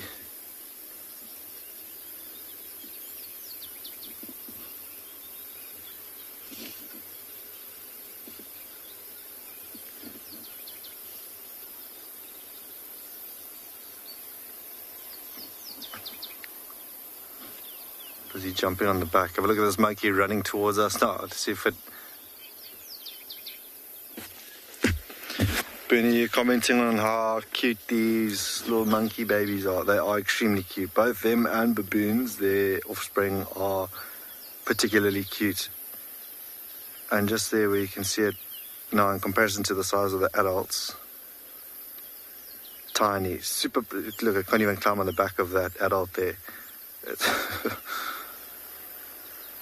using that maybe mom as a jungle gym.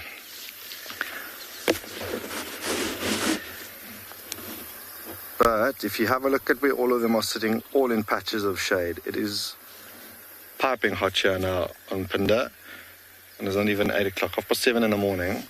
I think today is going to be upwards of about 40 odd degrees Celsius, and just that piercing humidity.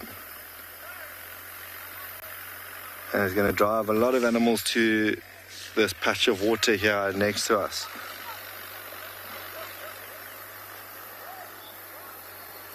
Shaz, you're asking if a baboon might kill a vervet monkey. That's not something I've seen, but I mean, baboons are quite opportunistic, especially larger male baboons, who are also not scared to pluck off things like this time of year Impala lambs, and maybe smaller antelope like Nyala, babies or younger Nyala. So I wouldn't be surprised if they do or have killed vervet monkeys. Not something that I've seen, but yeah, I wouldn't put it past baboons because they can be quite vicious. Just having a look here in front of us, a lovely herd of Impala out in the open, also like sentries if predators like those lions maybe would come back into an area like this. Everyone's now moved off maybe into more shade. What I might do is just go from watching hole to watching hole to see if there's anything else about, maybe a couple of warthog drinking or wallowing and the likes. But let's do that. Let's slowly carry on.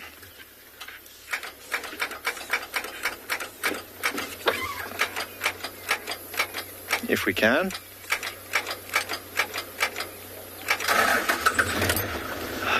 Old Chariot just takes a bit of love, and she eventually gets going. Thank goodness we didn't have anything like an elephant or the likes meters away from us when your starter motor decides to not start.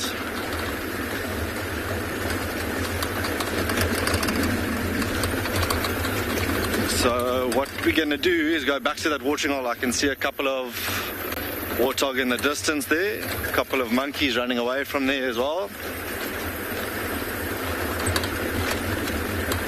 And see what else comes to join in at the water this morning.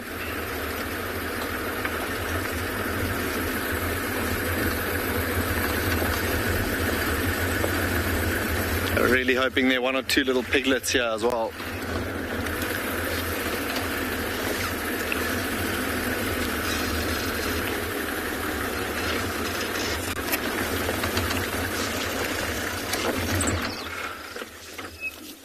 There we are, a couple of Impala making their way here. Egyptian geese that come stock standard with every body of water in southern Africa.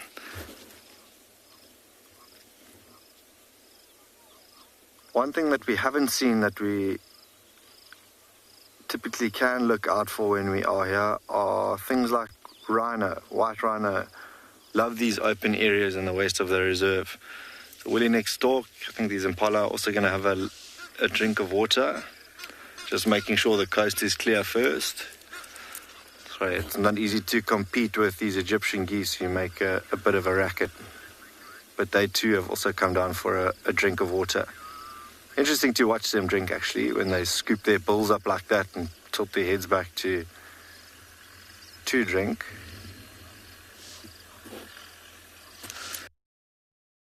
Really hoping that those orange-breasted waxbills make an appearance here while we're here. They are such pretty little birds, those. Even a little cameo appearance from those 3 elephant bulls that we saw yesterday would be amazing. And maybe on a really hot day like today, they'd venture to the water just below the trough that they were drinking from yesterday to cake themselves in mud.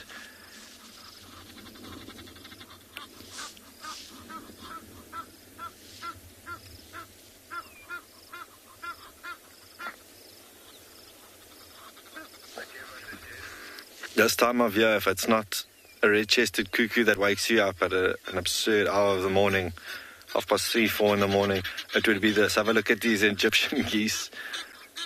And there's 2 pairs of them, so you might see the males have a bit of a square up. And that also can be quite vicious with geese, funnily enough. And maybe overlooked because of their, I think, quite harsh call, but they've actually got really pretty colours on them, that very yellow eye, almost rufusy, dark back, iridescent part of their wings as well, slightly obscured by that, and the whites and then those bright red legs.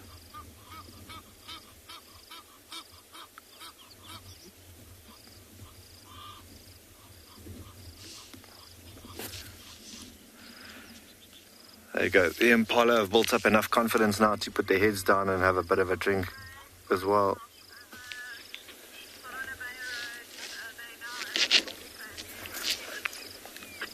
And interesting because it's just male Impala here, might be squaring off with one another.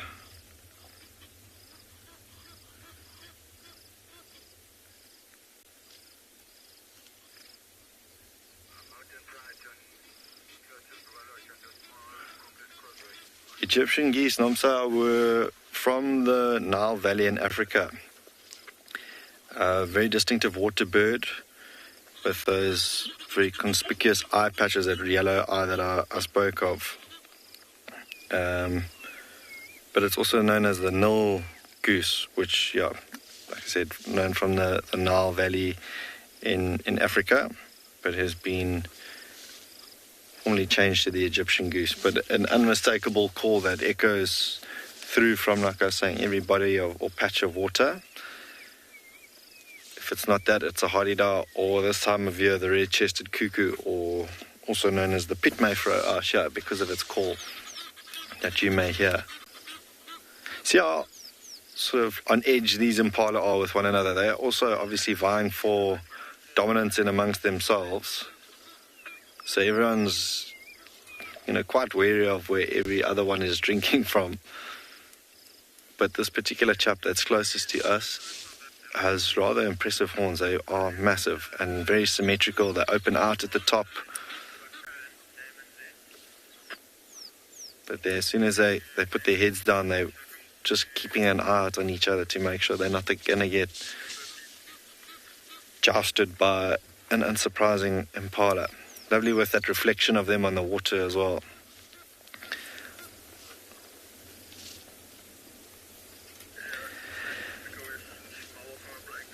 The warthog also maybe building up confidence now, happier that there are things like impala drinking. They might too come down to the water, have a bit of a wallow, cake themselves in mud, try and cool off this morning.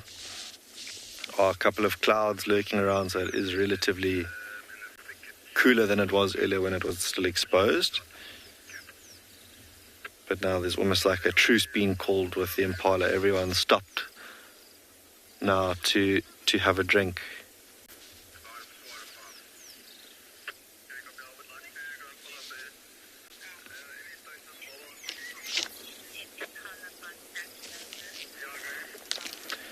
Kamu, you're asking if there's a hierarchy within impala bachelorhoods. Most definitely there is. And just watching the behavior of this lot here, everyone in it seems to be the one that's now third from the left, who, from what I've seen, rules the roost. Where he goes, everyone else sort of shifts away. Those three on the right just keep on walking away from him. Although now the one to the left of him is also pushing him away. So there will be a hierarchy in amongst them. It is safety in numbers, of course, for them as well. If there's a predator around, more eyes and ears the better, but there will most certainly be a hierarchy amongst them. And that's where, it all comes down to, it's like the final battle for them to one day, if they know they are the dominant one of that bachelor herd, they can then take on an impala that's the dominant male of a harem or a group of females.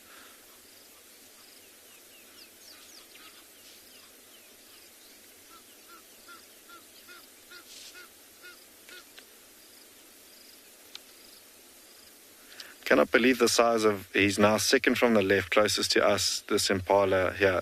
Almost looks like an Impala from East Africa. Those Impala have huge horns in East Africa, which you might have seen with the guides up there. But this chap also huge.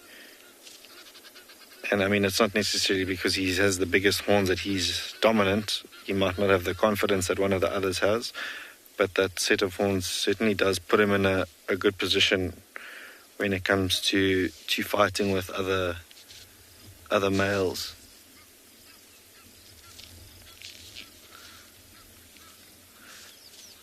Warthog are having a lap of water where the elephant stood yesterday to drink. In between them were a couple of 3-banded plovers also on the water's edge. And just watching now, that piglet looks like a female who maybe hasn't yet given birth to her piglet, but this time of year is when we start seeing quite a few warthog piglets out and about, and they too, like that little Vervet monkey we saw, super cute. Actually most amusing watching these Impala just go around and around this watering hole trying to find a patch. They also, like you saw with Pisani and that crocodile, are probably super cautious arriving at a spot like this because, you know, hidden below could be something like a crocodile, although there is not one in here. The other day was a hippo in the water, which might just push them away. Oh, speak of the devil, here's a hardy-dar ibis. But from one bird to another, we're going to head across to Lauren, who's with a bird of prey.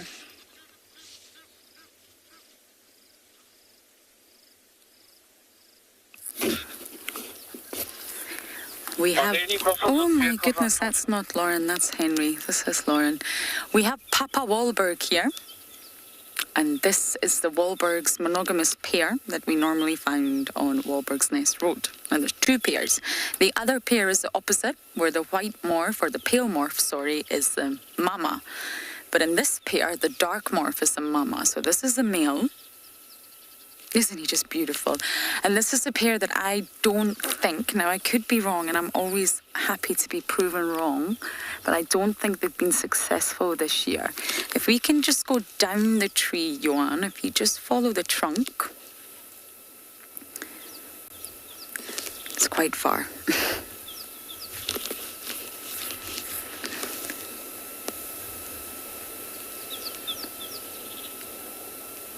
There we go. So that's the normal nest that they use.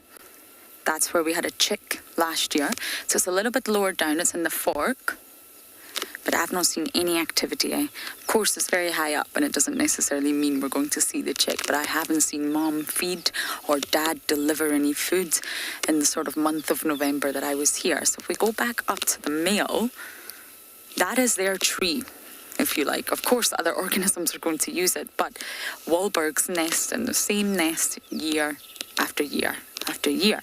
And sometimes it's damaged or it needs repaired, so they arrive here earlier. They meet up together, the male and female, and they start the hard work of repairing the nests, maintaining the nests, rebuilding, but it's the same nest. Normally they have a sort of number of nests in their territory that they'll use. So say that nest that I just showed you was maybe a bit too damaged or completely destroyed, they'll just use another nest on this tree or close by. So I really hoped I was wrong.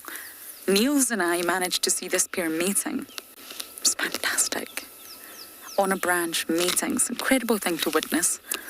But I just don't think they've been successful. And they have a history of not being successful, which is rather sad. What's happening, Mr. Wahlberg? Can we call you Mark? You look like a Mark.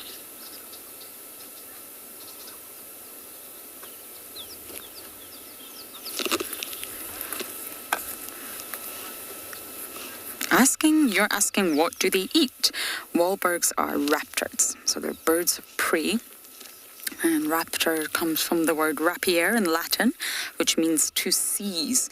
So how they kill is using their talons. Seize with talons and then shred and tear with beak. So to be honest, they'll try and eat anything that they can grab in their talons, really. Now, they're a smaller bird of prey.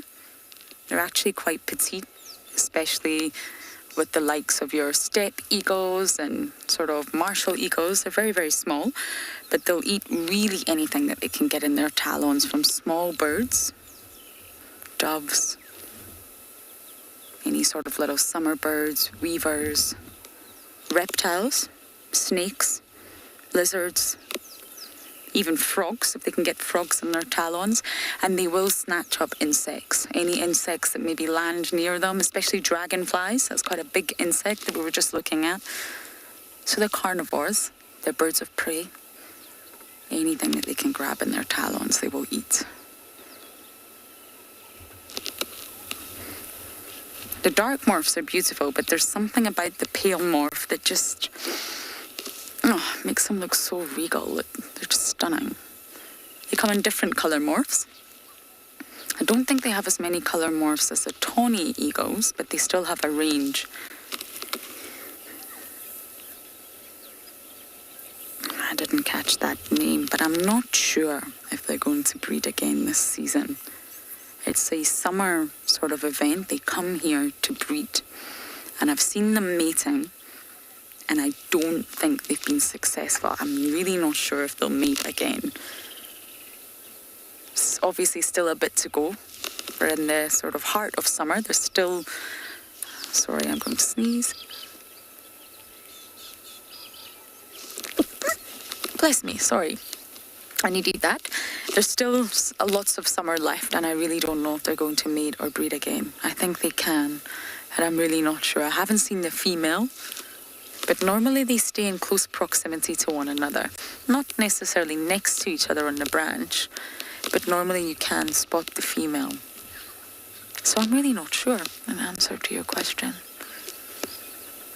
I hope so. There's a chick in the other nest, but this pair have not been successful. So I'm bumbling on into Buffelshoek, and you guys are bumbling across to Andrew.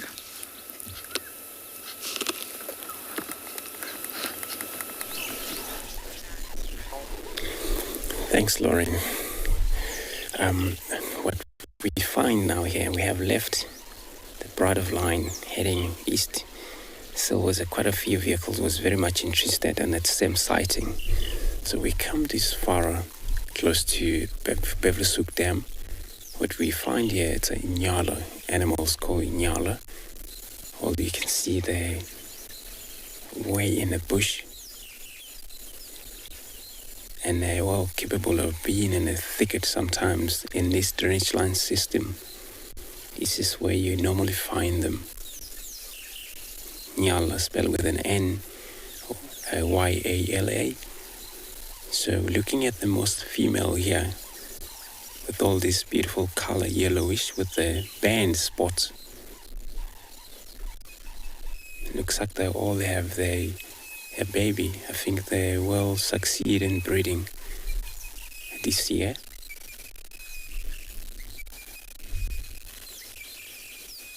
More likely have a gestation period of 7 months, 7.5 months. Give birth to one baby at a time. So they are different to bushbuck, where bushbuck they don't mainly be in herds, where these are same like Impala pretty much. They find them in herds.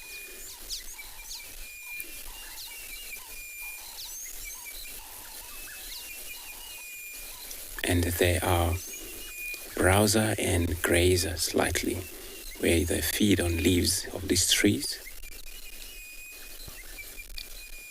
And they get up into the hills for probably water to drink, and they always went back to the thicket.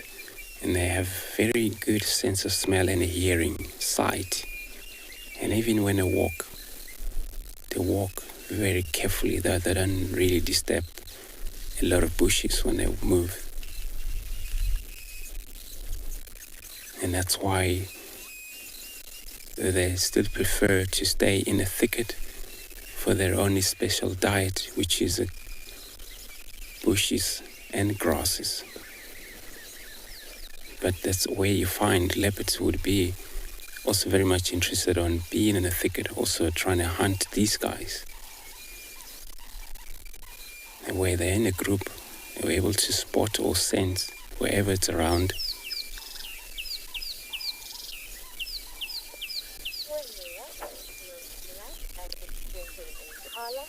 And they do bark when you see a danger. So I'm going to be linking you back to a mate again. I'm going to move on.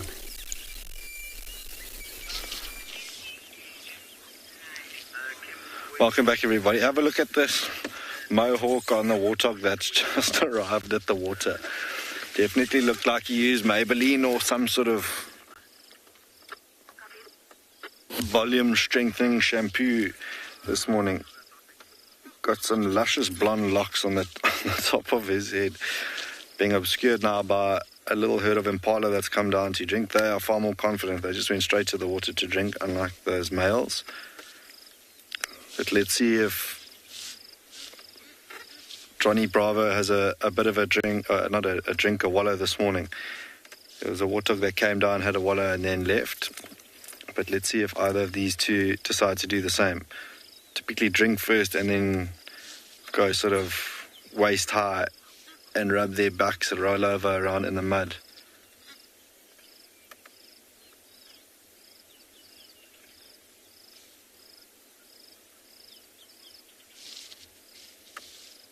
Can hear some zebra calling in the distance.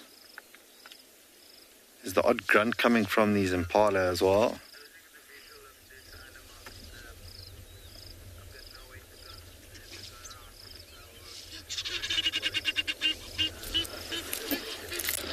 The Egyptian geese again. Hardy-dar has been quite kind. It's kept quite quiet.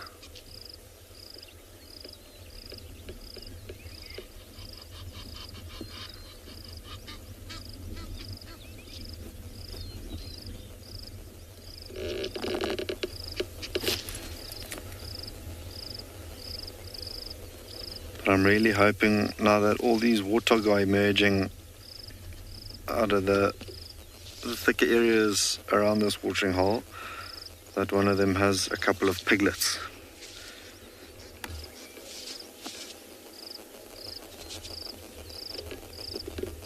It's amazing if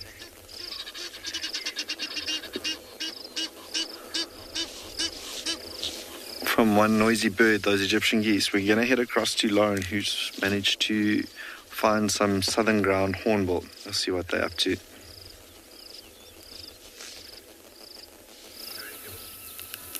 My favourites. And I am sure this is a monogamous pair that we have been seeing a lot around here, always in the same area. And my last drive before leave, believe it or not, we watched, and I'm sure it's this pair, eat a scrub hare. Now, it appeared the scrub hare was already dead, but I'm also not entirely sure.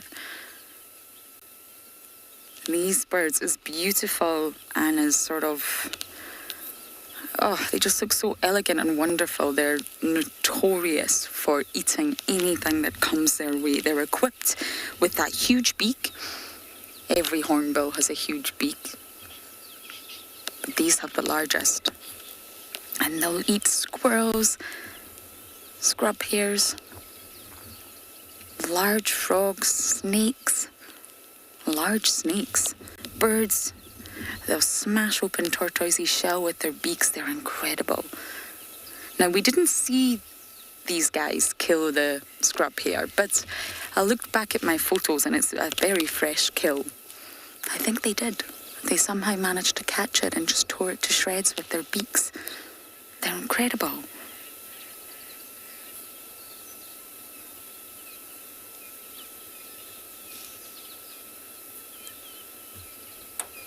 They just hunt on the ground silently. They just walk. And whatever they come across, they throw it down the back of their throats.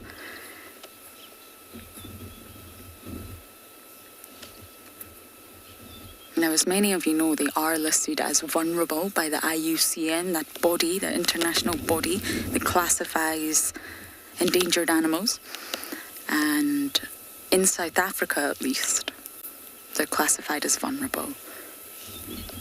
They're very, very slow to breed. It's a slow process. They're monogamous. They do breed cooperatively, but it's slow. And therefore, they're not sort of replenishing their numbers quick enough.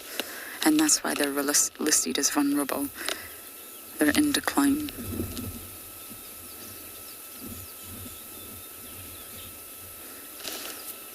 Now, they're normally found in groups. Different sexes, different ages. But this pair, if it's the same pair, it could also not be. We only ever find them together.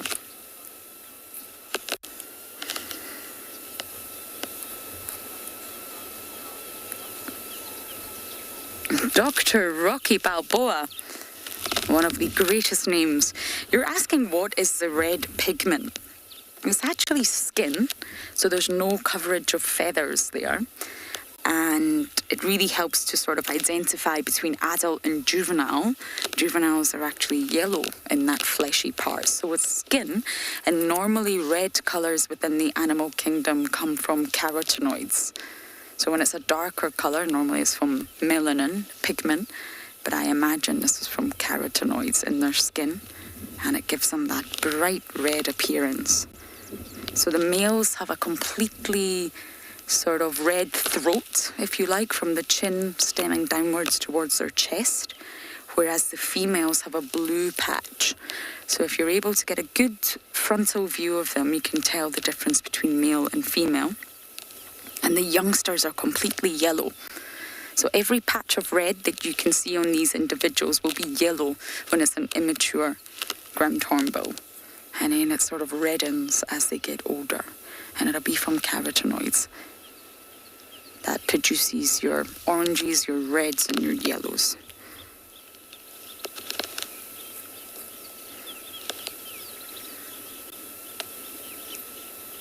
And they're magnificent when they fly as well. Huge wingspan, heavy birds.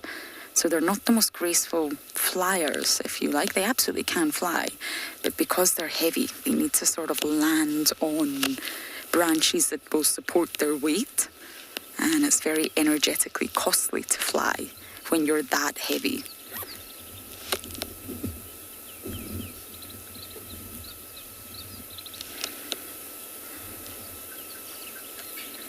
What a wonderful sighting. So we're still trying to make our way to Buffelshoek.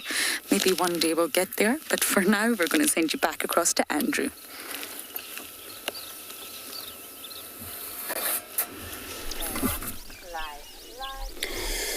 Good luck, Lauren, in Buffelshoek.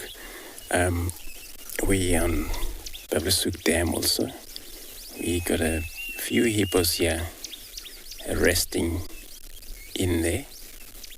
They'll probably return back to the water maybe this morning around 3 o'clock, 4 o'clock. Because, of course, they spend a lot of time during the night outside of the water and eat grasses the whole entire night. And this is the dam that we usually see one of the young one as well. Maybe it's around them there, I'm not sure. I haven't seen anything since we got here. So they move far from the water at night, but you know, they will return back to the water sometime. Male doesn't return, or male will return if it happens that he dominates quite a few waterhole around.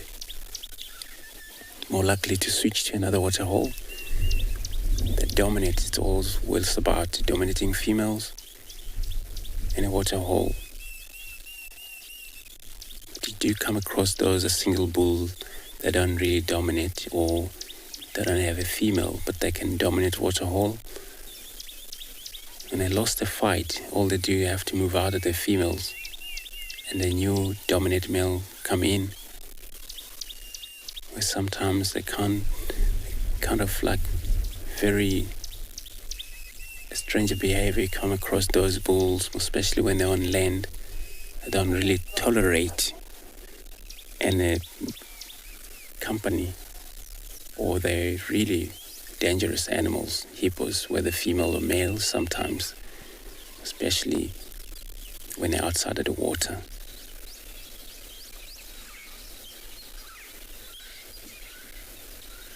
And they get hunted.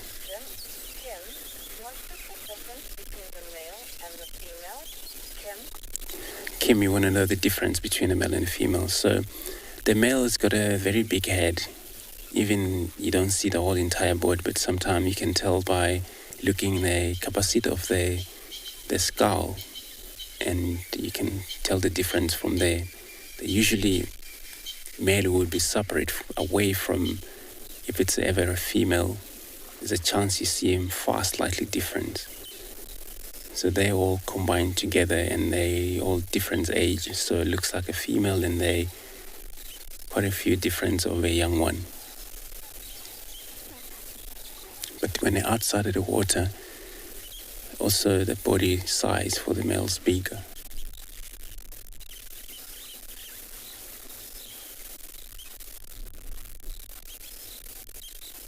And remember, to defend themselves, they have these a big tusk, as they call them, prominent teeth they got, which is kind of like tusk, and they use them for able to defend themselves, and only designed to kill.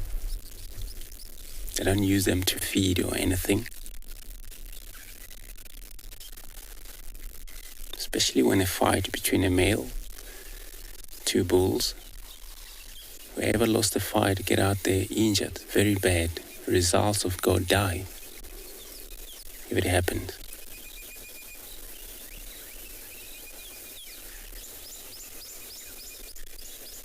They just go down there like that, and they can hold their breath for about sometimes 8 or 5 minutes. I'm going to link you back to mate again.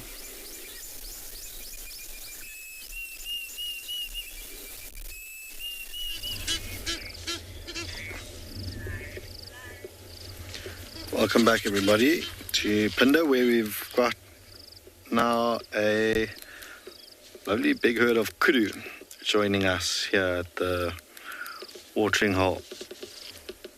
And a Nyala. So lovely or actually really nice to compare Nyalas and kudu. Beautiful reflections again from them. Very, very wary, those big round radar ears. Keeping a lookout, making sure the coast is clear of things like lions that we saw earlier. Beautiful male Nyala. They love those chevrons. They almost look like NFL football players just below their eyes, as it also just makes sure that there's nothing lurking beneath the surface of the water.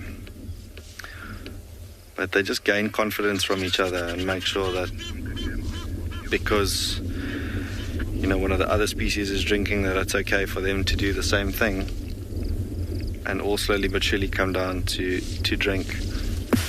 A couple more woolly neck storks pulling into the spot now as well. On a hot day like today, now that it's starting to, or that it has warmed up, there's hot air rising. A lot of here in the mountainous areas of this reserve, you often see things like vultures and birds of prey circling up above, just catching those thermals. Not uncommon to arrive at this watering hole to be greeted by a whole lot of white-backed vultures who have also maybe had a lap of water and a bit of a dust bath. Beautiful family portrait there of those kudu and the Nyala. Nice to see all three antelope species here next to each other having a drink of water.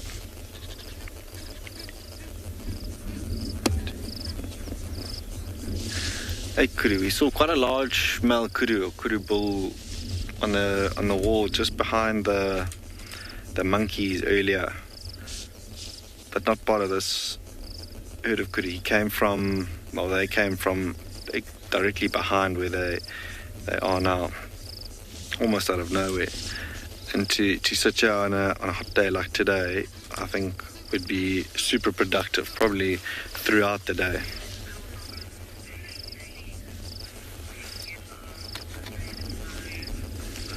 Julia, you commenting on how well they get along? Absolutely. It's like something out of the Lion King, with everyone all in sweet harmony here, drinking at the water. The Impala, I think they've probably been the most nervous of the lot here, trying to reshuffle. They've chosen probably the worst spot to drink from, because there's a bit of a drop to the water level, and you see their front legs sort of doing a bit of a shuffle.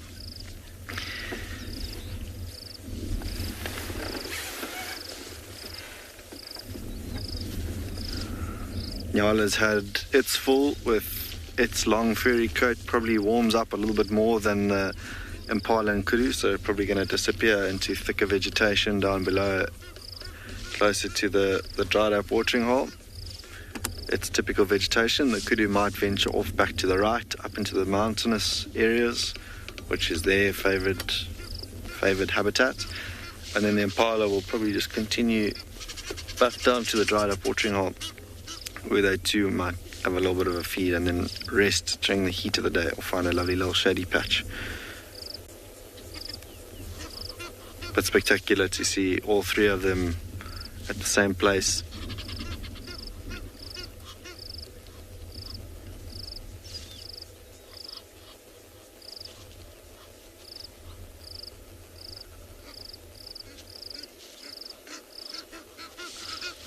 Amazing, that wind has just about completely died now, which is not a good thing for us.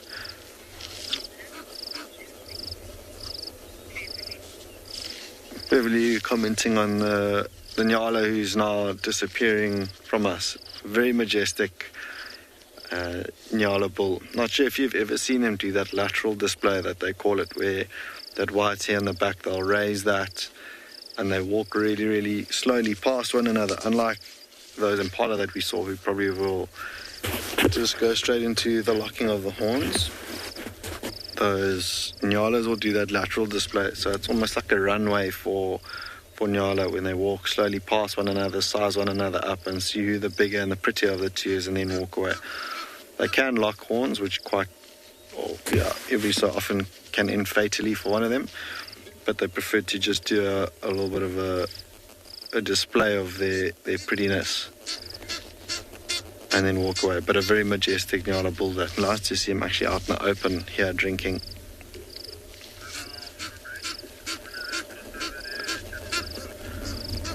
Really hoping that this morning we'd have some rhino perhaps joining us, but they too, I think it's probably just too hot for them. They've maybe found a patch of water or a bit of a wallow that's still got some water in, some red-billed oxpeckers that have just landed on that kudu now drinking. And they too, it's quite interesting. You'll see they come to them, they land on them close to the water, then themselves land next to them, have a lap of water, and then fly away again. But such a productive little watering hole, this, with the kudus, the birds, warthogs now coming back, Egyptian geese who haven't kept quiet, haven't given us a break at all, actually.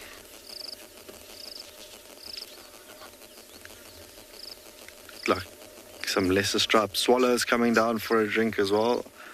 They don't stop. Have a look at how they, just as they fly, they'll have a drink of water. It's amazing to watch.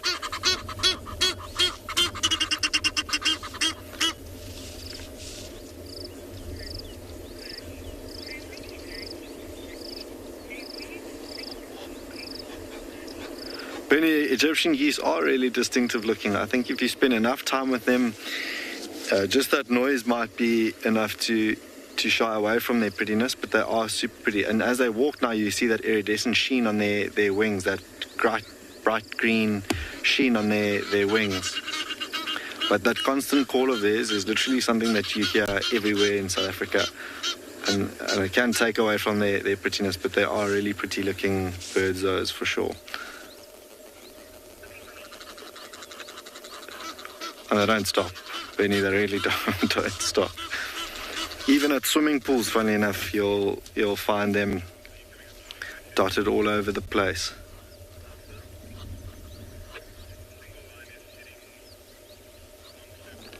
Last kudu cow having her little thirst quench, and she too will probably head up and off into the mountains with the rest of them.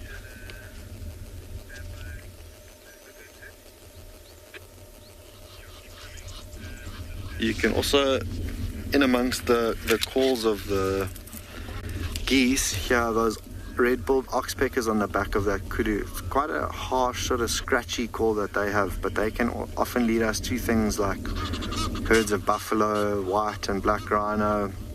They can be quite a useful aid out here in the bush to alert us. But we are probably going to carry on now, see what else we can find. I'm going to hand you over to one of our other guides who has managed to find some cheetah.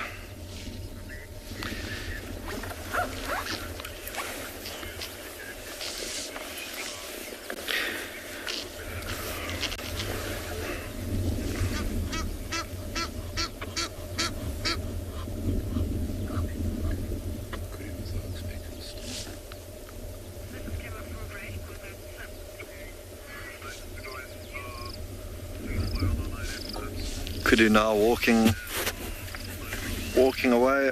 Egyptian geese have kept quite a bit of a break from their noisiness. Everything now seems to be disappearing into the woodlands, and I think we might do the same. Might carry on driving and see if there's maybe not something tucked away in a shady patch, or another little patch of water that has a little bit of shade, because that's an ideal spot to look for something like a rhino that's in a walla. But we're going to head off to TJ, who's managed to find cheetah.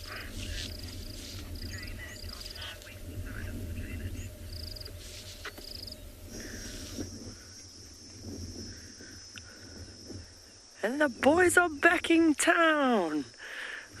We're only seeing one of the two brothers, but we did see the other one as we came up and over the dune. He's lying flat just behind this one, so this one definitely makes better visuals for you. It's still quite windy. They were sitting up when we got here, and he's just been scanning around. It's such a beautiful vantage point that they have. So on top of the dune, he's just looking around. The wind is blowing in his favor in the direction that he's looking in, so he could potentially have smelt something. I can't see anything around, but you never know. Their senses are so much more superior than ours. But isn't he just beautiful? Don't forget to send your comments and questions to WildEarth, #WildEarth, and then at FC in front if you want to ask us a question. We're probably going to spend the rest of the morning with these guys, see what they get up to. Probably most likely going to be sleeping, as cats do. But the fact that he's alert, you never ever know. There's always a chance of a hunt.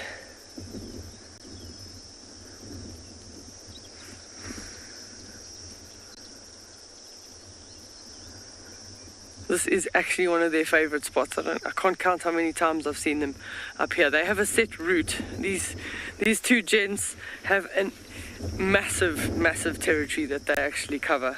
I don't even want to know how many kilometers they walk, but I mean, 2 nights ago when we had them, they were quite full. They've walked about 4-5 k's that way, then around the dunes. Yeah, about sort of a line as the crow flies from where they were, probably 8 or 10 k's from the other day, or should I say properly kilometers. We just sort of refer to k's as sort of a slang shortened version. But yeah, they do move a lot, these chaps. They'll go on their daily patrol. As soon as we have some rain, they go scent marking.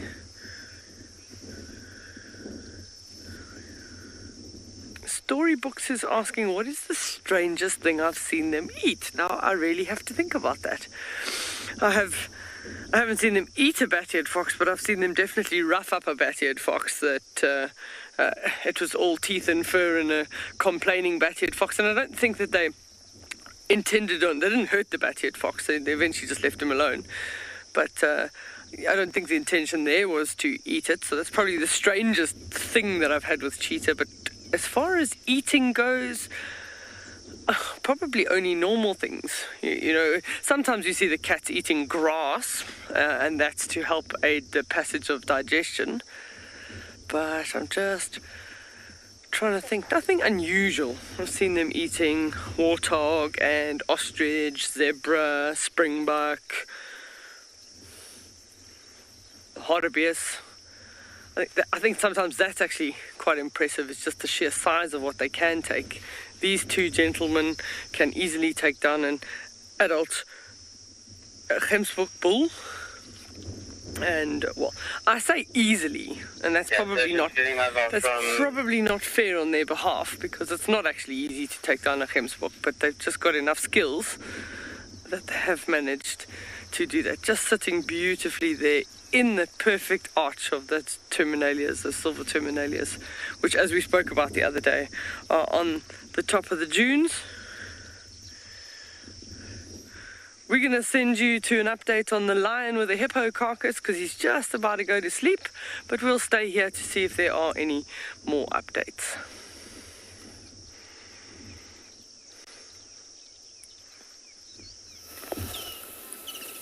We're in the land of the most awful smell, and this young male, there's now a young male, is trying to move the hippo carcass all by himself.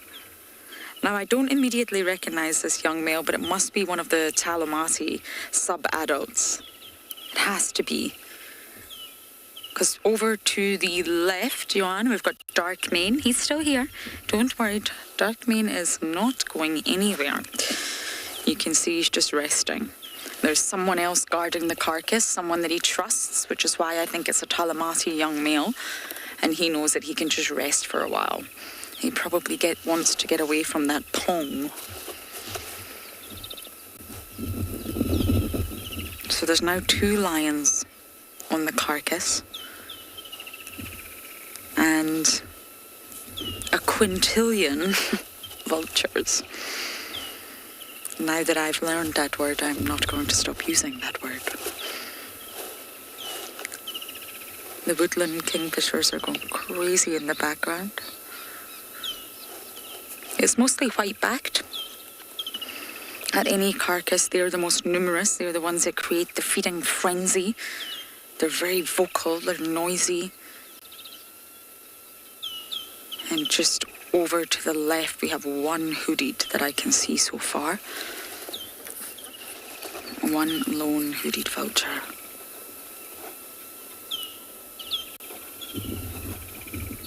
I'm sure there's more, though, somewhere. There's so many vultures.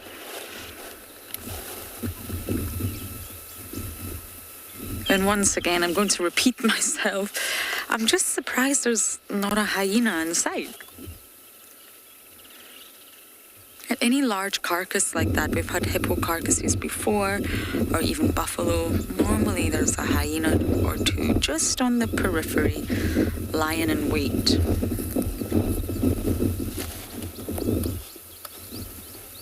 Now, it was called in that there was a new young male at this carcass and that he was behaving very skittishly. And he is. I don't know if it's because the rest of the pride are not here. But when we just drove up, and we parked quite far away this time, I learned my lesson yesterday. He got up to run away. If Darkmane was not here, I think 2 or 3 hyenas could easily chase this lion off the carcass and claim it.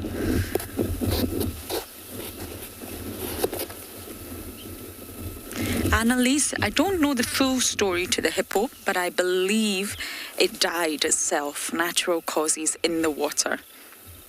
Maybe I think it's a sub-adult male, and I wonder maybe there was a fight with the older male and there was a serious injury that maybe led to infection or internal bleeding. And as far as I know, as far as the story goes, Darkmane actually pulled the hippo out the water himself. So the hippo obviously drifted to the shoreline, if you like, the embankment, and Darkmane pulled him up. So Mr. Limpy Lou over there, who appears to let all the ladies do the work, he's got some power behind him. So the lions didn't kill the hippo, in answer to your question. But a hippo carcass can last for days and days. It's a huge animal.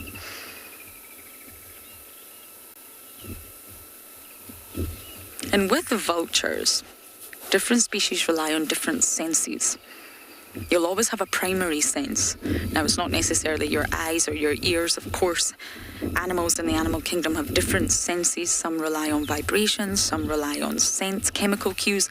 But with vultures, because they're highly visual animals, I think they follow the lions. Lions kill the biggest carcasses. Lions are responsible for buffalo carcasses, hippo, wildebeest, zebra, the larger animals, giraffe. And that's when the vultures know they can get. If it's just a small wildebeest calf, the vultures are probably not going to get very much. I think they follow the lion prides from the air. They don't necessarily need to be directly above them, but they stay in close proximity. I think most of the vultures always know where the lions are, and they respond to other behavior. So if they see 2 or 3 vultures swooping down, other vultures will know, something's going on, let's go and see. Always you will find incredible numbers. I'm leaving these calamari in Ghana. Jay, you're asking how do vultures select their leader? I don't believe there is a leader. There's no leader. There's no pack or clan or pride or gang. They're all just here for themselves. But with whitebacks, you just find them in such great numbers. There's definitely no leader. It's sort of sheep behavior, follow one another. And as I just mentioned, when one swoops down, maybe they've spotted something, the others will all just swoop down. If one takes flight here because it's seen a threat, most likely they will all take flight, but they don't actually know why they're flying. Sheep-like behavior, if that makes sense, but there's no leader. There's no social structure to vultures. You look very happy with yourself, young boy. It's a big meal you've got. Now, as you know, Andrew had the Talamatis earlier. I'm just curious as to why the Talamatis are not here. This is so much food for the whole pride. Look at the little hooded vulture, Johan, slowly walking. This is what they do. The lions moved off. The whitebacks won't do it, but the hooded, look, is going to try and think, I'm invisible. I've got my hood up. No one can see me. Harry Potter style, I'm pretty sure this is an invisible cloak. I'm going to keep walking. It's going to walk right to the carcass.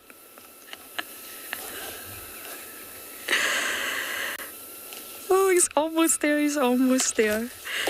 So I'm going to sit and see if this vulture manages to get a bite. And we're going to send you guys across to Deirdre and the cheetah.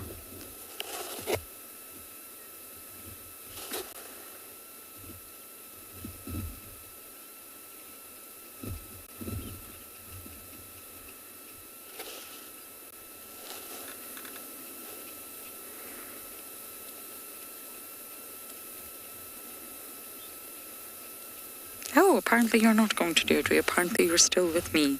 I'm sitting waiting. He's going. The lion's watching. Oh. Go. The lion's up. I knew that was going to happen. Sorry, hooded vulture, you tried. They're brave, though. You've got to love a trier.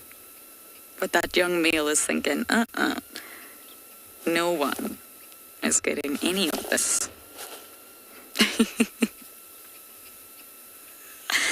And for some reason, it's only ever the hooded vultures that try, and never see whitebacks behave like this. Oh, that was entertaining. So we're going to sit here because thankfully the wind is blowing in the opposite direction and our nostrils are surviving. But we're going to send you guys across to Andrew and the Lowveld's smallest carnivore.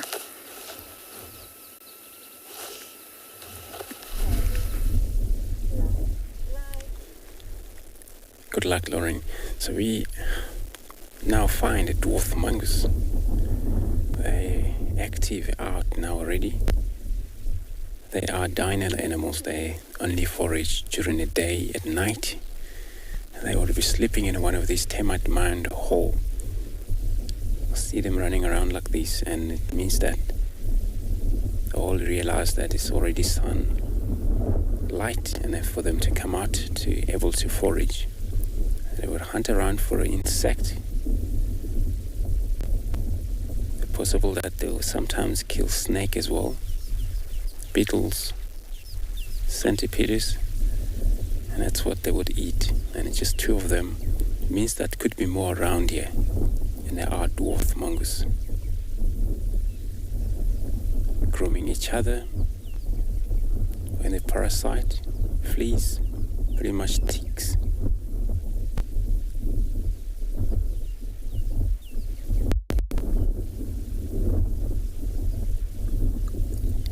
There's a system here where alpha male and alpha female to breed, and the rest are just a helper, where they help all members, the youngest, stay with them if they weren't able to move in the den, while the others go forage, hunt for food, return back to the very same mound, and then take a turns. Those are where standing by, then is the only time they will get to feed, when those were out to return back. And they're well alert sometimes, but they spend a lot of time in these tall grasses, calm, vulnerable to any bird of prey, eagles. See leopards sometimes would hunt them. And I mainly have one which is sitting right on a open patch, possibly a mound on top, just to scan around, possible in an approach, and they will give alarm call to the rest of the member to go hide immediately.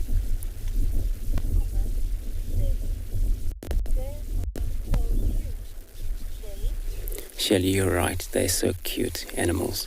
Are those dwarf mongoose? I mentioned them yesterday when we were watching these elephants. That they actually have so much to do. They're always moving around. They're always doing something. Same to monkeys or this baboon as well. So you won't get tired of watching these animals all day. See, it's looking up in the air. It's giving a little call. I'm not sure what it's seeing up there.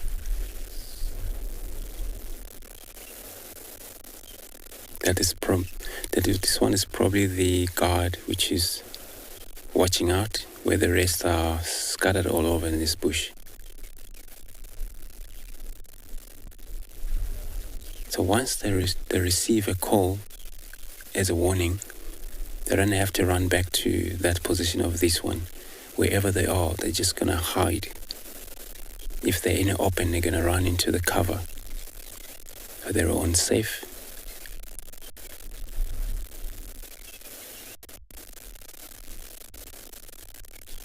Yeah, little cute animals like these only weigh 300 grams, which is a small creature. And the gestation period is about 63 days.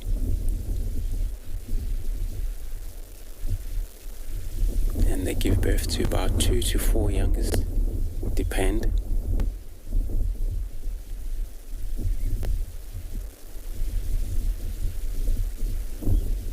And they are territorial, so the whole colony of one group individual will move together that way. And then that's how they forage. They sleep. If they keep the baby in the same mound, they probably won't move far. They will move and then they will come back. And then if they're not actually raising any babies, they will more likely to switch mound every now and then. Sleep in different mound. This is how they would be able to manage their operational scent marking and making sure it's all controlled.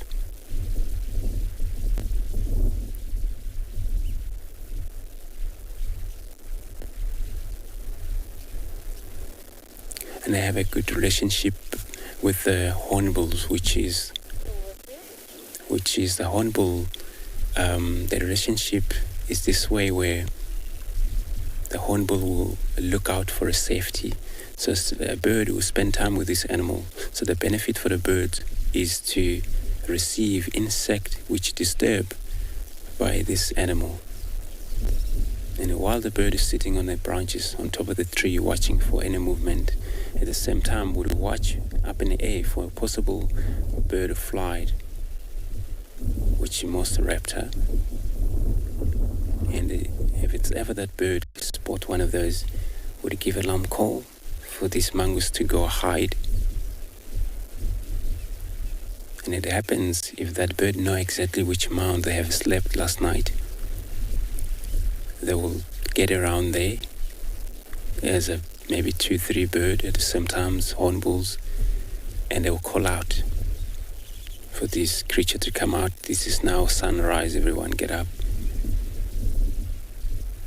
Because sometimes they can delay to come out until they don't actually know whether it's a sunrise or not, until someone sneak their nostrils out and just to see what it's like outside.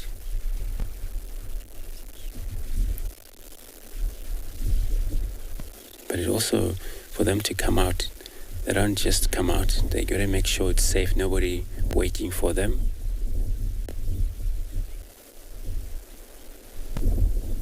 And once it's safe, they're all just gonna shoot out. But they're more likely to warm up first. If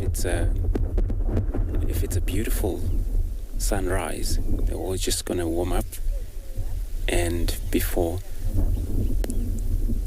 they move on. And they have a kind of a sound they make. This is how they communicate. Not only the warning sound they make, but they can communicate amongst the group.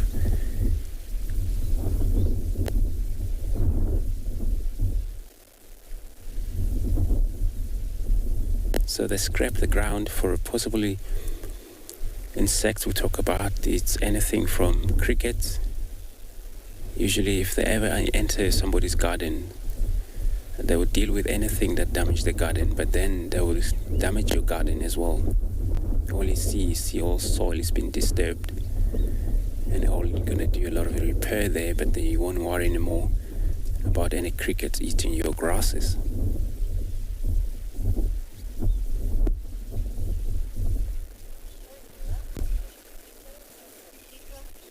So I'm gonna leave them, gonna move you to Cheetah with DJ.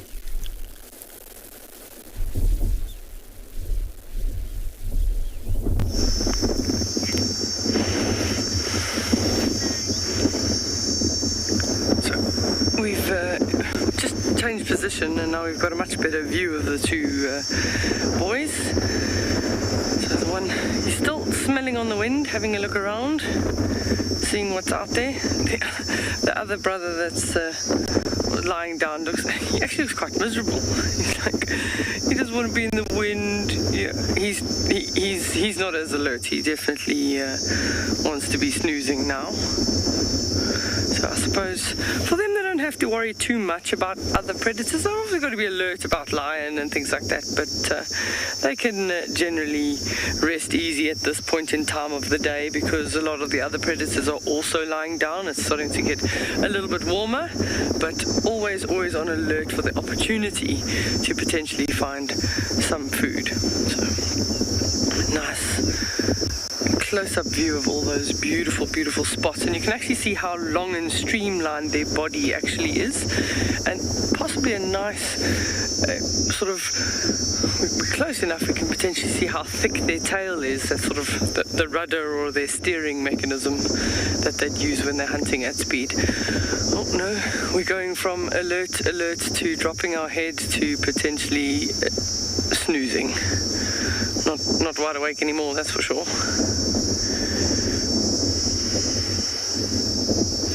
So they're unlikely to move.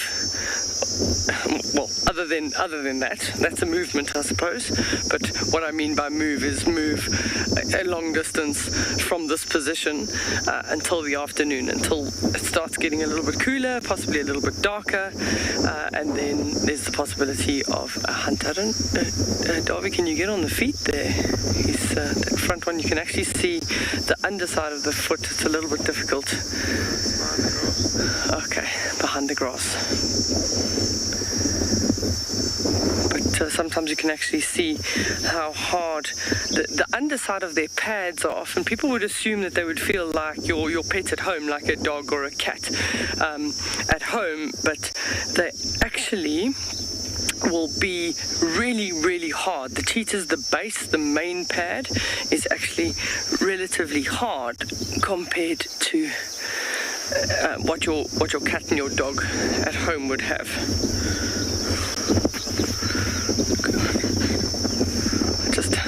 I just found this guy, but he's put him right in front of the camera. So I literally just found this little guy. Oh, closer. Okay, he's just beautiful. So I've just temporarily stalled him so that you can actually see how gorgeous metallic green he is. This is This is a metallic green dung beetle. He's gonna probably look how beautiful that is. Look at those colors. So, I picked him up off the soil. I'm going to just put him back down on the ground. And I believe there was a question coming. FC, you can send that question.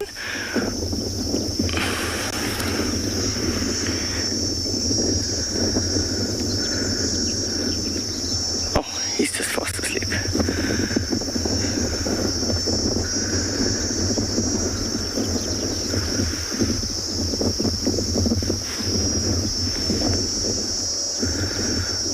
So they're just pretty much snoozing now in the shade. They actually get quite a nice breeze here on top of this dune under these terminalias.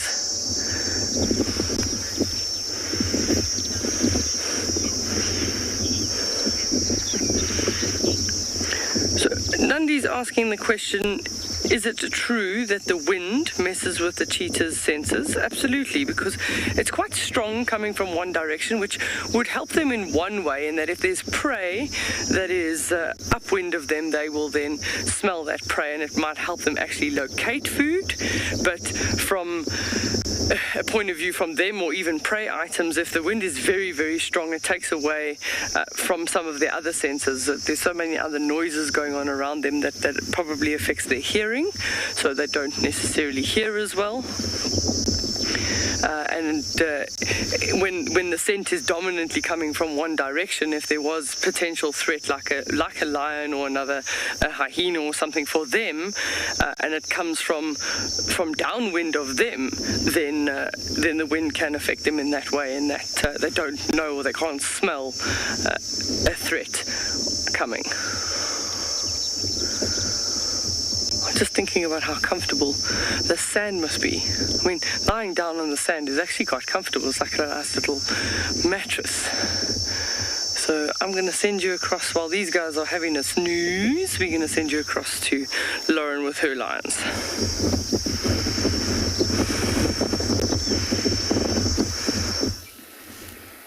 I complained a lot about the wind yesterday. I love to complain about the weather. I'm from Scotland, it's what we do. But the wind is jolly good today. It's working in our favour. I can assure you the odour coming off this carcass is, I cannot describe it. There's no words. Hippo carcasses are one of the smelliest, most disgusting things, and we're staying quite far away from it for two reasons. Selfish, we probably couldn't handle the smell, and second, it's actually moving. The number of maggots crawling inside this carcass is something else that I don't want to put you all through. So long distance visuals is perfect for this moment. Now you'll find some organisms, especially the aardwolf. We were talking about the aardwolf yesterday. It was part of the hyena family, one of 4 that makes up the hyenidae. And they just eat termites and ants, but a delicious treat for them is maggots. So sometimes you will see an aardwolf at a carcass, and because they're part of the Hyenidae family, it was sort of long thought that they were scavengers and they eat carrion. But they don't. They're not there to eat the meat of the carcass, and they won't eat the meat of the carcass. It's very, very rare. They're actually there to just lap up the maggot cuisine. Their diet is solely ants and termites, and if they can find maggots, then that's a treat. A little well-deserved treat for being an aardwolf. So you'll find a lot of different organisms once the lions leave will go for the maggots, not actually the hippo flesh itself. If the lions leave any flesh, I think they're going to be here for days.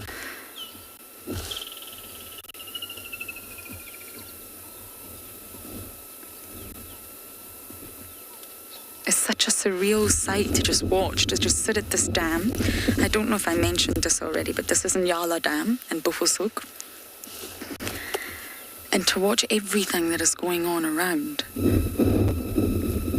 The trees are filled with vultures. Almost every tree has at least one vulture in it.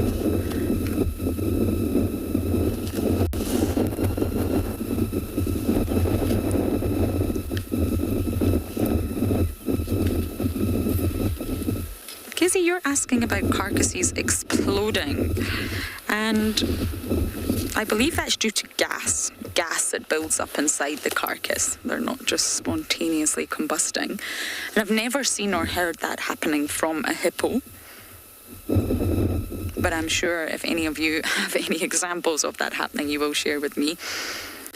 But normally when that happens with whale carcasses, I believe it's happened to a zebra, so it's definitely possible.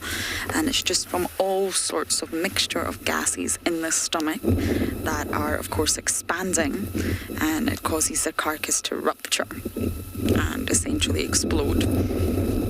Really not a pleasant thing to think about in any way, shape, or form. But I've never seen it happen to a hippo, but I would imagine it's absolutely possible. It does happen with other carcasses. Oh, the vultures are taking flight in front of us.